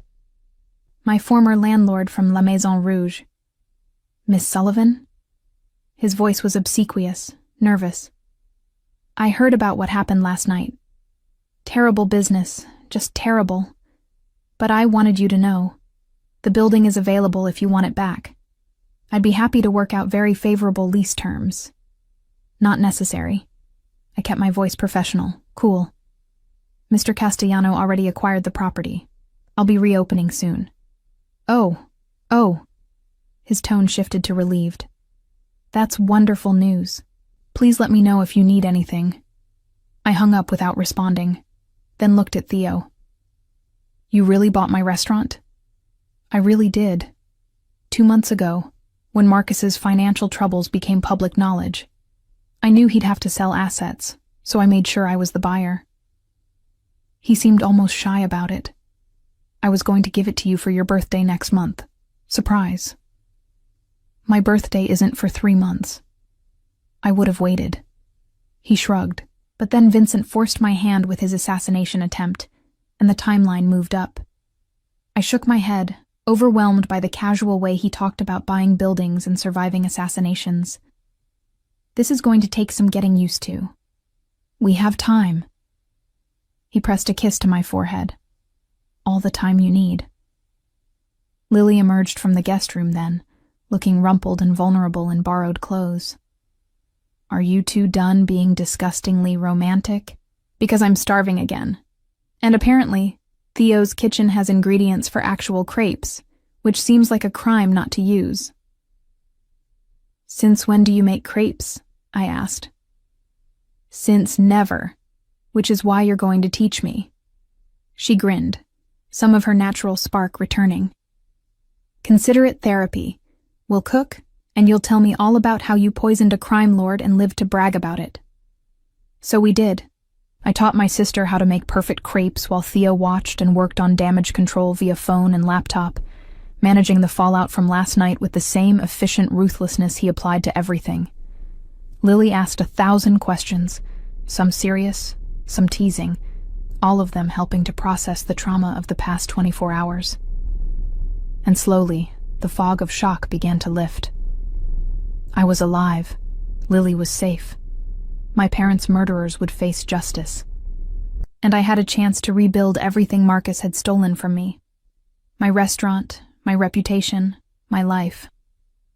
By noon, Theo's PR team had crafted a statement. I was a victim who'd been coerced into participating in an assassination attempt, protected by Theo when the situation became dangerous, and now recovering under his personal security. The statement positioned me as sympathetic rather than complicit, focusing on my survival rather than my actions. Will this work? I asked as we reviewed the press release. It's already working. Theo showed me his laptop, where social media sentiment had shifted from sensational speculation to widespread support. Apparently, the story of a chef whose restaurant was stolen, whose parents were murdered, forced into a mob war resonated with people. I was being called brave, strong, a survivor. It felt strange, being the center of so much attention. But maybe Theo was right. Maybe I was done hiding. When can I reopen La Maison Rouge? The question surprised even me. I'd expected to need more time to recover, to process. But the thought of my restaurant, my kitchen, my space, called to me like home. Whenever you're ready. Theo's smile was proud. The building needs some updates, new equipment, proper licensing. Give me 2 weeks to handle the details, and you can start hiring staff. 2 weeks. In 2 weeks, I could begin rebuilding the dream Marcus had stolen. The thought filled me with an energy I hadn't felt in years. I want Jeremy as my sous chef. I started planning immediately, my mind spinning with menus and designs and possibilities.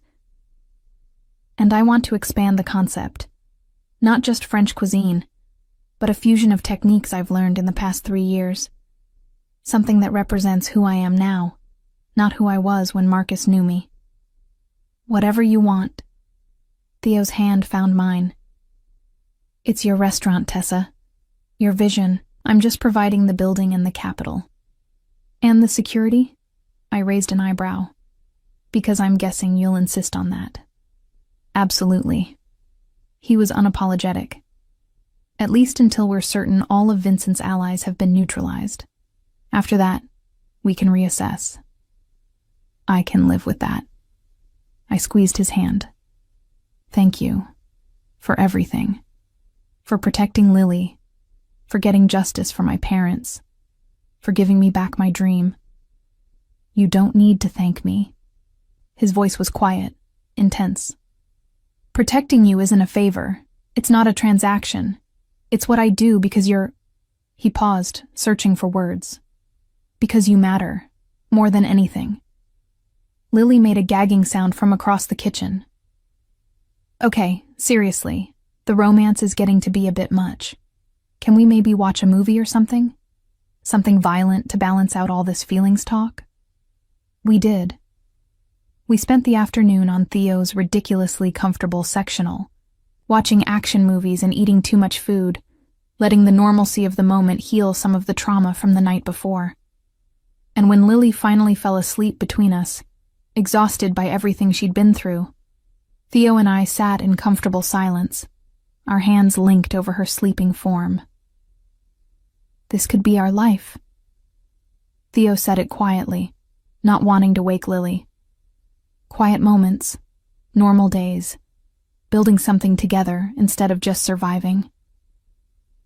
Is that what you want? I studied his profile in the dimming afternoon light, because you don't seem like a quiet moments kind of person. I wasn't, before you. He turned to meet my gaze. But watching you cook, hearing you laugh, seeing you with your sister, I'm starting to understand what I've been missing, what all the power and money and control can't give me. And what's that? Home. The single word held so much weight. You feel like home, Tessa. And I didn't even know I was looking for that until I found you. I should have been overwhelmed. This was too much, too fast. too intense. But somehow, with Theo, it felt right. Like we'd been building toward this moment for longer than 6 months. Like some part of me had been waiting for someone who would fight for me the way he had. "Ask me again," I whispered. "Ask you what?" "If I'll stay. If I'll give us a real chance. Ask me again." His eyes darkened with understanding. "Will you stay, Tessa? Will you let me prove that I can be what you need? Will you give me the chance to build something real with you?" "Yes." The word came easily, naturally. "But I have one more condition." "Name it." "When you transition to legitimate business, I want to be part of it. Not just your girlfriend watching from the sidelines, but your partner helping to build the new empire." I held his gaze. "I want to use my restaurant as the foundation. Expand into a restaurant group. Create a legitimate hospitality empire that can rival anything Vincent had. I want to show Chicago that the Sullivans didn't just survive. We thrived." His smile was fierce and proud. "Done. We'll build it together. Castellano Sullivan Hospitality. How does that sound?" Like a beginning. I leaned over Lily's sleeping form to kiss him, soft and sweet and full of promise. Outside, Chicago glittered in the fading light, a city of possibilities and second chances. Somewhere, Marcus sat in a jail cell awaiting trial. Vincent's empire was crumbling. My parents' murderers would face justice. And I was finally coming home.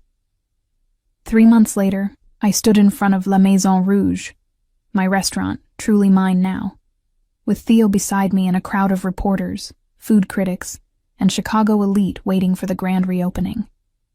The building looked nothing like it had when Marcus owned it. We'd renovated completely, transforming the space into something that felt both elegant and welcoming, classic and modern, the perfect representation of where I'd been and where I was going. "Nervous?" Theo's hand found mine, hidden from view by my body. "Terrified," I admitted. "What if they hate it? What if the critics tear it apart? What if—" "They won't." His certainty was absolute. "But if they do, we'll handle it. Together." Together. That word had become our foundation over the past 3 months. Together, we'd navigated the media frenzy surrounding Vincent's arrest and trial. Together, we'd dealt with Marcus's attempts to plea bargain by offering more information about his father's crimes. Together, we'd built this restaurant from concept to reality, with me handling the creative vision and Theo managing the business side with surprising respect for my autonomy. It hadn't been easy. There were days when the attention felt overwhelming, when strangers recognized me from news coverage and wanted to discuss the most traumatic moments of my life, like they were entertaining gossip. There were nights when I woke up from nightmares about Lily's kidnapping, about watching Theo fake his death, about all the ways that night could have gone wrong. But there were also mornings waking up in Theo's arms, feeling safe in a way I'd never experienced before. There were afternoons in the kitchen developing new dishes, rediscovering my passion for cooking without the weight of Marcus's theft hanging over me. There were evenings with Lily, who'd moved into Theo's building 2 floors down and was thriving under the security and support of our strange new family. "Ready?" Jeremy appeared beside me, wearing the chef's whites of my new sous chef, grinning like we'd already won. "Because that crowd looks hungry, and we've got about 30 reservations in the next hour." I took a deep breath, squeezed Theo's hand once more, and stepped forward to address the crowd. "Thank you all for coming tonight. La Maison Rouge has always been more than just a restaurant to me. It's been a dream, a passion, a part of my identity. When I lost it 3 years ago, I thought that dream was dead." I paused, meeting the eyes of the people gathered. But dreams don't die easily. They hibernate, waiting for the right moment to bloom again. Tonight is that moment. The applause was polite, expectant.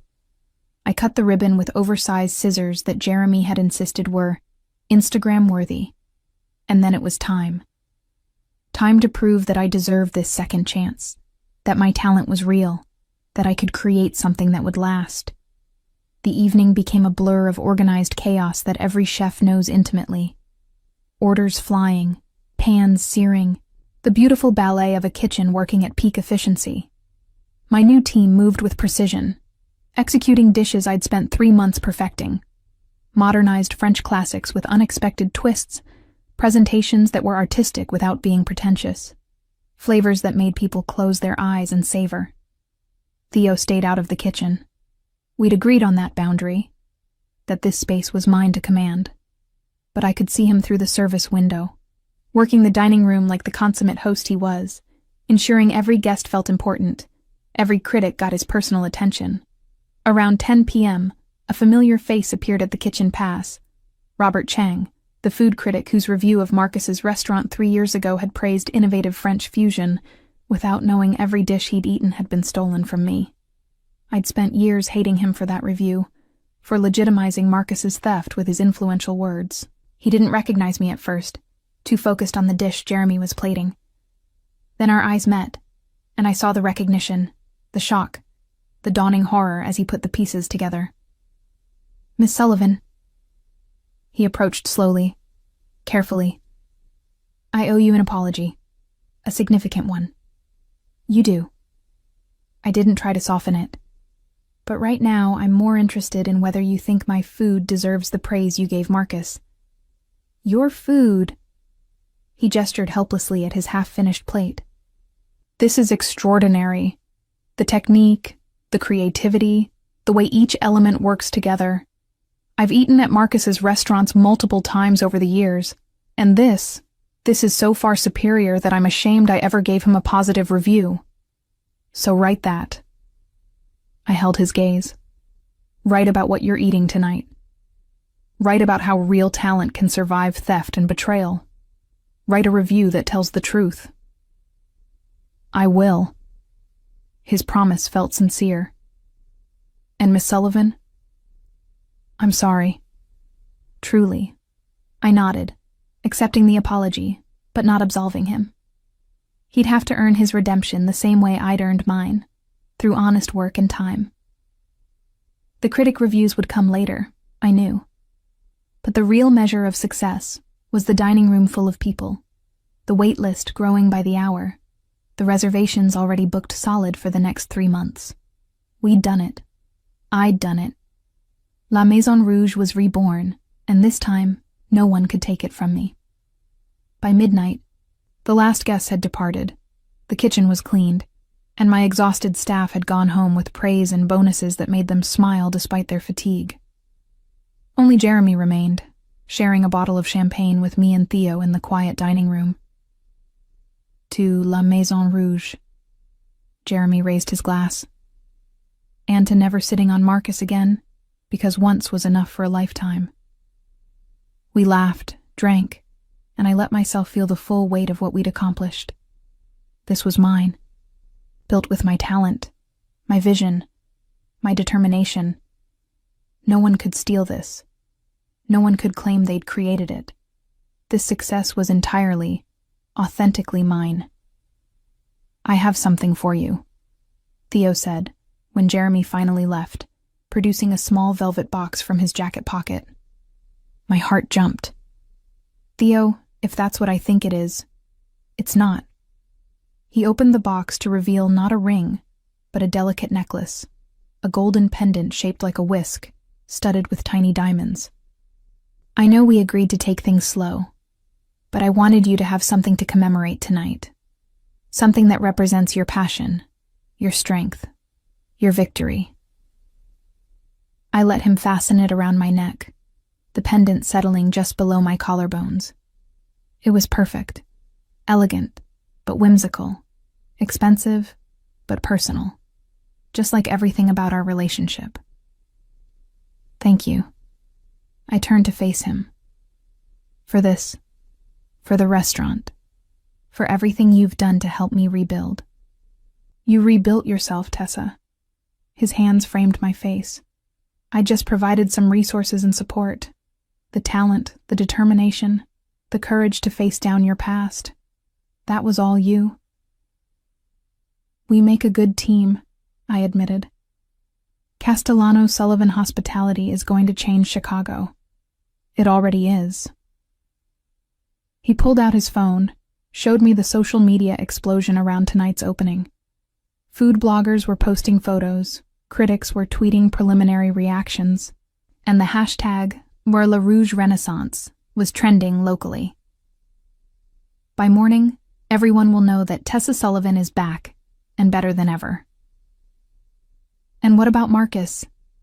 I'd been avoiding news about his trial, but I couldn't help asking. Sentenced this morning. 25 years for conspiracy, fraud, and accessory to murder. With his cooperation against his father's associates, he might get out in 15. Theo's expression was cold. But he'll never work in this industry again. I've made sure of that. Good. I felt no sympathy, only satisfaction. Marcus had stolen years of my life. Now he'd lose years of his own. And Vincent? I asked, though I wasn't sure I wanted to know. Trial starts in 2 months.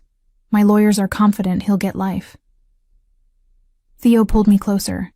It's over, Tessa. Your parents' murderers will pay. Marcus will pay. Everyone who hurt you will face justice. Except you. The words came out before I could stop them. You've hurt people too. You've done things that would get you arrested if anyone knew. How is that different? He was quiet for a long moment. It's not. Not really. I'm a hypocrite, Tessa. I use the law to punish my enemies while operating outside it for my own purposes. I don't have a good defense for that, except to say that I'm trying to change. For you. For us. Are you? I needed to know. Really changing, I mean. Not just paying lip service to the idea while continuing to run a criminal empire. I am. He met my gaze squarely. I've sold off 3 of our more questionable operations in the past 2 months. The gambling, the loan sharking, the protection rackets, all gone. I kept the legitimate businesses, and the ones that can be made legitimate with time and proper management. It's cost me allies, pissed off people who depended on those revenue streams. But I'm doing it anyway because you were right. This life has an expiration date, and I'd rather choose my ending than have it chosen for me. How long? I asked. Until you're completely legitimate? 2 years, maybe 3. There are contracts to fulfill, relationships to carefully disentangle, people who need to be compensated or persuaded or occasionally threatened into accepting the new reality. He was honest with me, brutally so. But I'm committed to the timeline. By the time we've built Castellano Sullivan Hospitality into the empire I know it can be, the Castellano family business will be above board, I promise. Okay. I believed him. More than that, I was willing to wait, to support him through the transition, to be his partner in building something better. 2 years. I can work with that. In the meantime. He pulled another box from his pocket, this one larger. I thought we could start planning. This box held a ring. A spectacular diamond set in platinum, surrounded by smaller stones that caught the light like stars. It was the kind of ring that made statements, that marked territory, that announced to the world that I was claimed. I should have been angry that he'd lied about the necklace being his only gift. Instead, I started laughing, the same slightly hysterical sound from that day in his loft when we'd discussed his environmental consciousness. We've been dating for 3 months. I've been in love with you for 9. He said it simply, like it was obvious. I was in love with you before I even met you, watching you rebuild yourself, seeing your strength. Meeting you just confirmed what I already knew, that you're it for me, that I'll never want anyone else the way I want you. That's insane. But I was crying now, overwhelmed by the intensity of his feelings, the depth of his commitment. We barely know each other. I know that you stress bake croissants, that you call your sister every Sunday at 3 p.m., that you hum while you cook and get a tiny wrinkle between your eyebrows when you're focusing on a difficult technique. He wiped away my tears gently. I know you're brave and talented and stubborn, that you've survived things that would have broken most people, that you forgive but you don't forget, that you demand honesty even when it hurts, that you're building an empire with the same determination you use to perfect a sauce. Theo, I know it's too soon. I know I'm pushing. He took my hand, slid the ring onto my finger without asking permission, because of course he did. But I also know that I'm not letting you go, ever. So you can wear this ring as a promise of eventual marriage, or as a symbol of my commitment, or just as a really expensive piece of jewelry. I don't care, but I need you to know that I'm all in. Tessa. Completely, irrevocably, permanently in. The ring fit perfectly. Of course it did. He'd probably measured one of my other rings while I slept. The thought should have creeped me out, but instead, it made me smile through my tears. This was who Theo was. Possessive, intense, borderline obsessive about the people he loved. And somehow, impossibly, I'd fallen for him anyway. I love you too. The words felt like jumping off a cliff, exhilarating and terrifying all at once. I don't know when it happened exactly. Maybe that first kiss. Maybe when you faked your death to save my sister. Maybe just gradually over the past 3 months of you being patient and supportive and helping me rebuild. But I love you.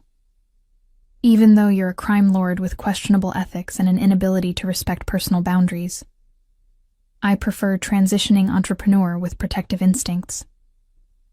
But he was grinning, pulling me into his arms, kissing me with a desperation that suggested he'd been waiting to hear those words for a long time. We made love there in the restaurant, surrounded by the evidence of my success, christening the space that represented everything I'd survived and rebuilt. It felt perfect, raw and passionate and real, the physical manifestation of the emotional intimacy we'd been building for months. Afterward, lying on the floor wrapped in Theo's jacket, because we'd been too impatient to go upstairs to the apartment he'd installed above the restaurant. For security, he'd claimed, though we both knew it was so I'd have a private space near my kitchen. I looked at the ring on my finger and tried to process how my life had changed so dramatically. I have a condition, I said into the comfortable silence. Of course you do. Theo sounded amused.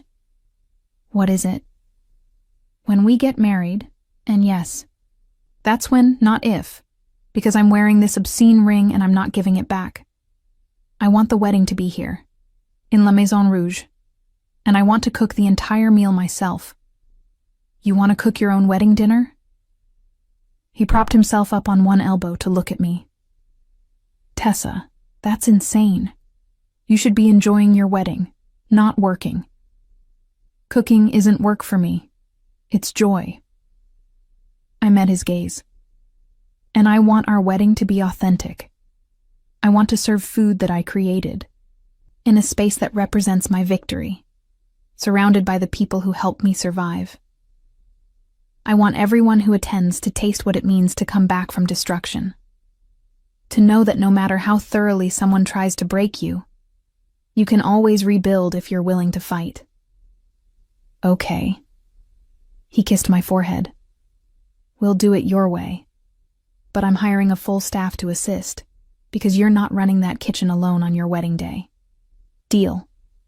I snuggled closer. How long do you think we should be engaged before the wedding? A year? 2? 2 weeks. I pushed up to stare at him. You're joking. I'm not.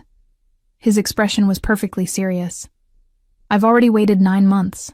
I'll compromise and wait longer if you insist, but my preference would be to marry you as soon as legally possible. 2 weeks is insane. I need to plan, to prepare the menu, to... You have a staff for that now. You have me to handle all the logistics. You have everything you need. He cupped my face. Say yes, Tessa. Marry me in 2 weeks. here in your restaurant, surrounded by the life you've rebuilt. Let me make you mine legally, permanently, publicly." "1 month," I countered, my mind already spinning with possibilities. "I need at least that long to create a menu worthy of the occasion, and Lily needs time to find a dress, and 3 weeks. His smile was pure negotiation. "I'll arrange everything else. Flowers, music, guests, legal paperwork. You just focus on the food and showing up." 3 weeks. I agreed, then kissed him to seal the deal. "But I'm choosing the wine pairings. I wouldn't dream of interfering with your wine choices." He pulled me back down against his chest. "Though I reserve the right to veto anything from Marcus's old distributor." We lay there until dawn, planning our impossibly rushed wedding, talking about the expansion plans for Castellano Sullivan Hospitality, dreaming about a future that 6 months ago would have seemed impossible. And when the morning light finally streamed through La Maison Rouge's windows, illuminating the space I'd rebuilt from ashes, I felt something I hadn't felt since before my parents died. I felt complete. And the wedding was exactly 3 weeks later, and it was perfect chaos. I spent the morning in my kitchen with Jeremy and my expanded staff, preparing a 7-course tasting menu that told the story of my journey, starting with a delicate consommé representing clarity after confusion, moving through dishes that incorporated techniques from every chef and culture that had influenced me, and ending with a deconstructed croissant dessert that represented rebuilding something broken into something even more beautiful. Lily served as my maid of honor, wearing a dress the color of champagne and crying through her entire getting ready speech about how proud our parents would have been. Theo's sister flew in from Italy, a surprise, since I hadn't known he had a sister, and immediately adopted me as family with the kind of fierce protectiveness that apparently ran in the Castellano bloodline.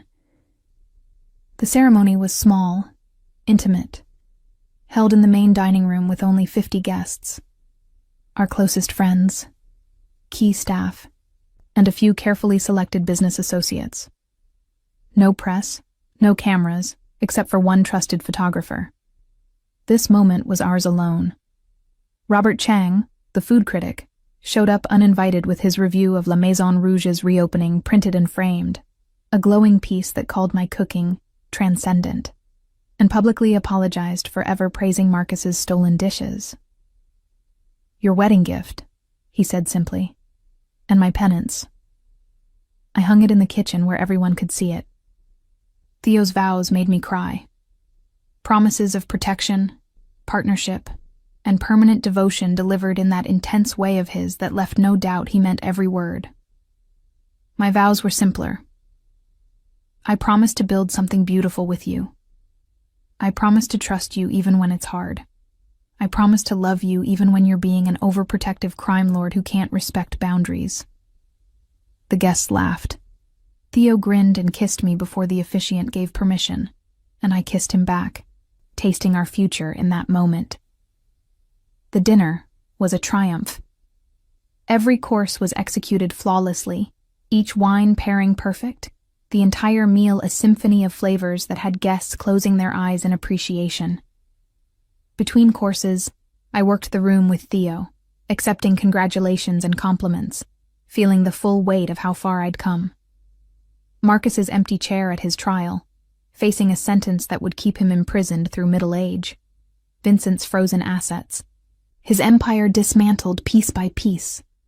My parents' murderers facing justice. And me, married to a man who declared war on my enemies and won, rebuilding an empire with my own hands. Finally free. "What are you thinking?"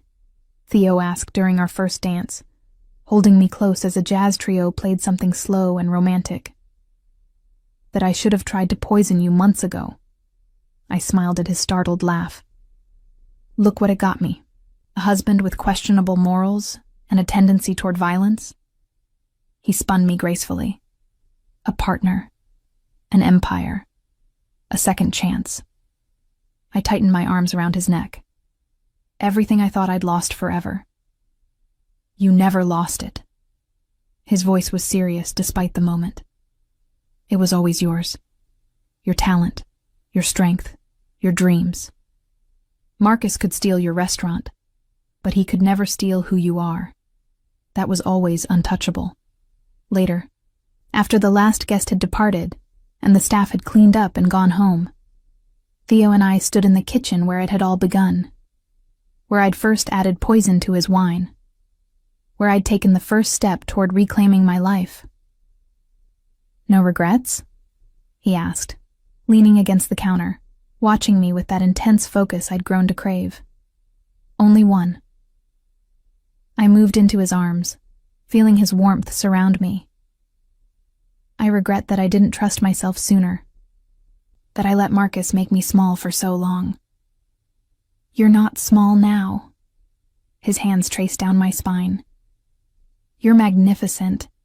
You're building an empire, Tessa. By this time next year, Castellano Sullivan Hospitality will have 5 restaurants across 3 cities. In 5 years, we'll rival any hospitality group in the country. That's your plan? I looked up at him. 5 restaurants in 5 years? That's our plan, he corrected.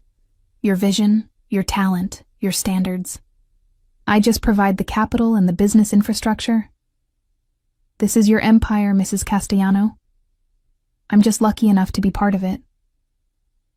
Mrs. Castellano. The name still felt strange on my tongue, but I was learning to love it. Learning to love the way it connected me to this man who'd fought for me, protected me, helped me rebuild everything I'd lost. I'm pregnant. The words slipped out before I could second-guess them. I'd been saving the news for the perfect moment, and somehow, standing in my kitchen with my husband on our wedding night felt exactly right. Theo froze, his hands stilling on my back. What? Found out yesterday. I was going to tell you tonight, but then the wedding was so crazy, and I didn't want to overshadow. He kissed me, cutting off my nervous rambling with a kiss so tender and filled with joy that I felt tears prick my eyes. When he finally pulled back, his hands were shaking as they moved to rest on my still flat stomach. A baby. His voice was reverent, awed. We're having a baby. Babies, actually. I bit my lip. The doctor said twins. It runs in my family. My grandmother was a twin. Twins, he laughed, the sound pure and unguarded. Of course we are. Nothing about us is simple, so why would starting a family be any different? Are you happy? I needed to know. We've only been together a few months, and I know this is fast. I'm delighted. He pulled me flush against him, his forehead resting against mine. Terrified, but delighted. I'm going to be a father. We're going to be parents. Together. Together, I echoed.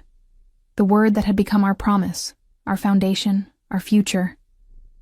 We made love again, slower this time, gentle and reverent, as if acknowledging the new lives growing inside me. And afterward, lying in the apartment above La Maison Rouge, I thought about everything that had led to this moment. A year ago, I'd been broken, hiding in event planning, letting Marcus's theft define my life. 6 months ago, I'd been poisoning my future husband on orders from a crime lord, terrified for my sister's life. 3 months ago, I'd been rebuilding my restaurant from ruins, unsure if I had the strength to face the public again. Now I was married to a man who'd moved heaven and earth to protect me. I was pregnant with twins. I owned my restaurant free and clear. I was building an empire that would eclipse everything Marcus had stolen, and most importantly, I'd reclaimed myself, my talent, my confidence, my joy in cooking. Theo? I whispered into the darkness. He was drowsy, satisfied, his hand resting protectively over my stomach. Thank you for orchestrating my hiring at the hotel, for watching me for 6 months, for investigating Marcus and Vincent, for faking your death and saving Lily. I turned to face him. I know I should probably be creeped out by the stalking aspect, but honestly, thank you for caring enough to look. I'd do it again. His eyes opened, serious despite his exhaustion. I'd do all of it again, endure any risk, pay any price, because you're worth it, Tessa. You and Lily and now our children. You're worth everything. We're going to be okay. I said it with certainty, believing it for the first time. All of us. We're going to build something beautiful and lasting. We're going to show Chicago that the Castellano-Sullivan family doesn't just survive. We thrive. Yes, we will. He kissed me softly. Now sleep, Mrs. Castellano. Tomorrow we start building our empire. Tonight we just rest and be grateful we survived long enough to get here. I slept deeply for the first time in years. No nightmares about car accidents or stolen restaurants or poisoned wine. Instead, I dreamed about the future. A restaurant empire spanning continents. Children learning to cook in my kitchen. Theo going fully legitimate and becoming the kind of businessman our kids could be proud of. Growing old together without looking back. When I woke, the morning sun streamed through the windows, Chicago's skyline glittering with promise. Theo was already awake, watching me with that intensity that had become so familiar. Good morning, wife. He said it like a prayer, like a promise. Good morning, husband. I smiled, feeling the weight of my wedding ring, the new life growing inside me. The restaurant beneath us that represented everything I'd survived to reclaim. Ready to build an empire? With you? He pulled me close, kissing me thoroughly. Always. And we did. Over the next 5 years, Castellano-Sullivan Hospitality grew into exactly the empire we'd envisioned.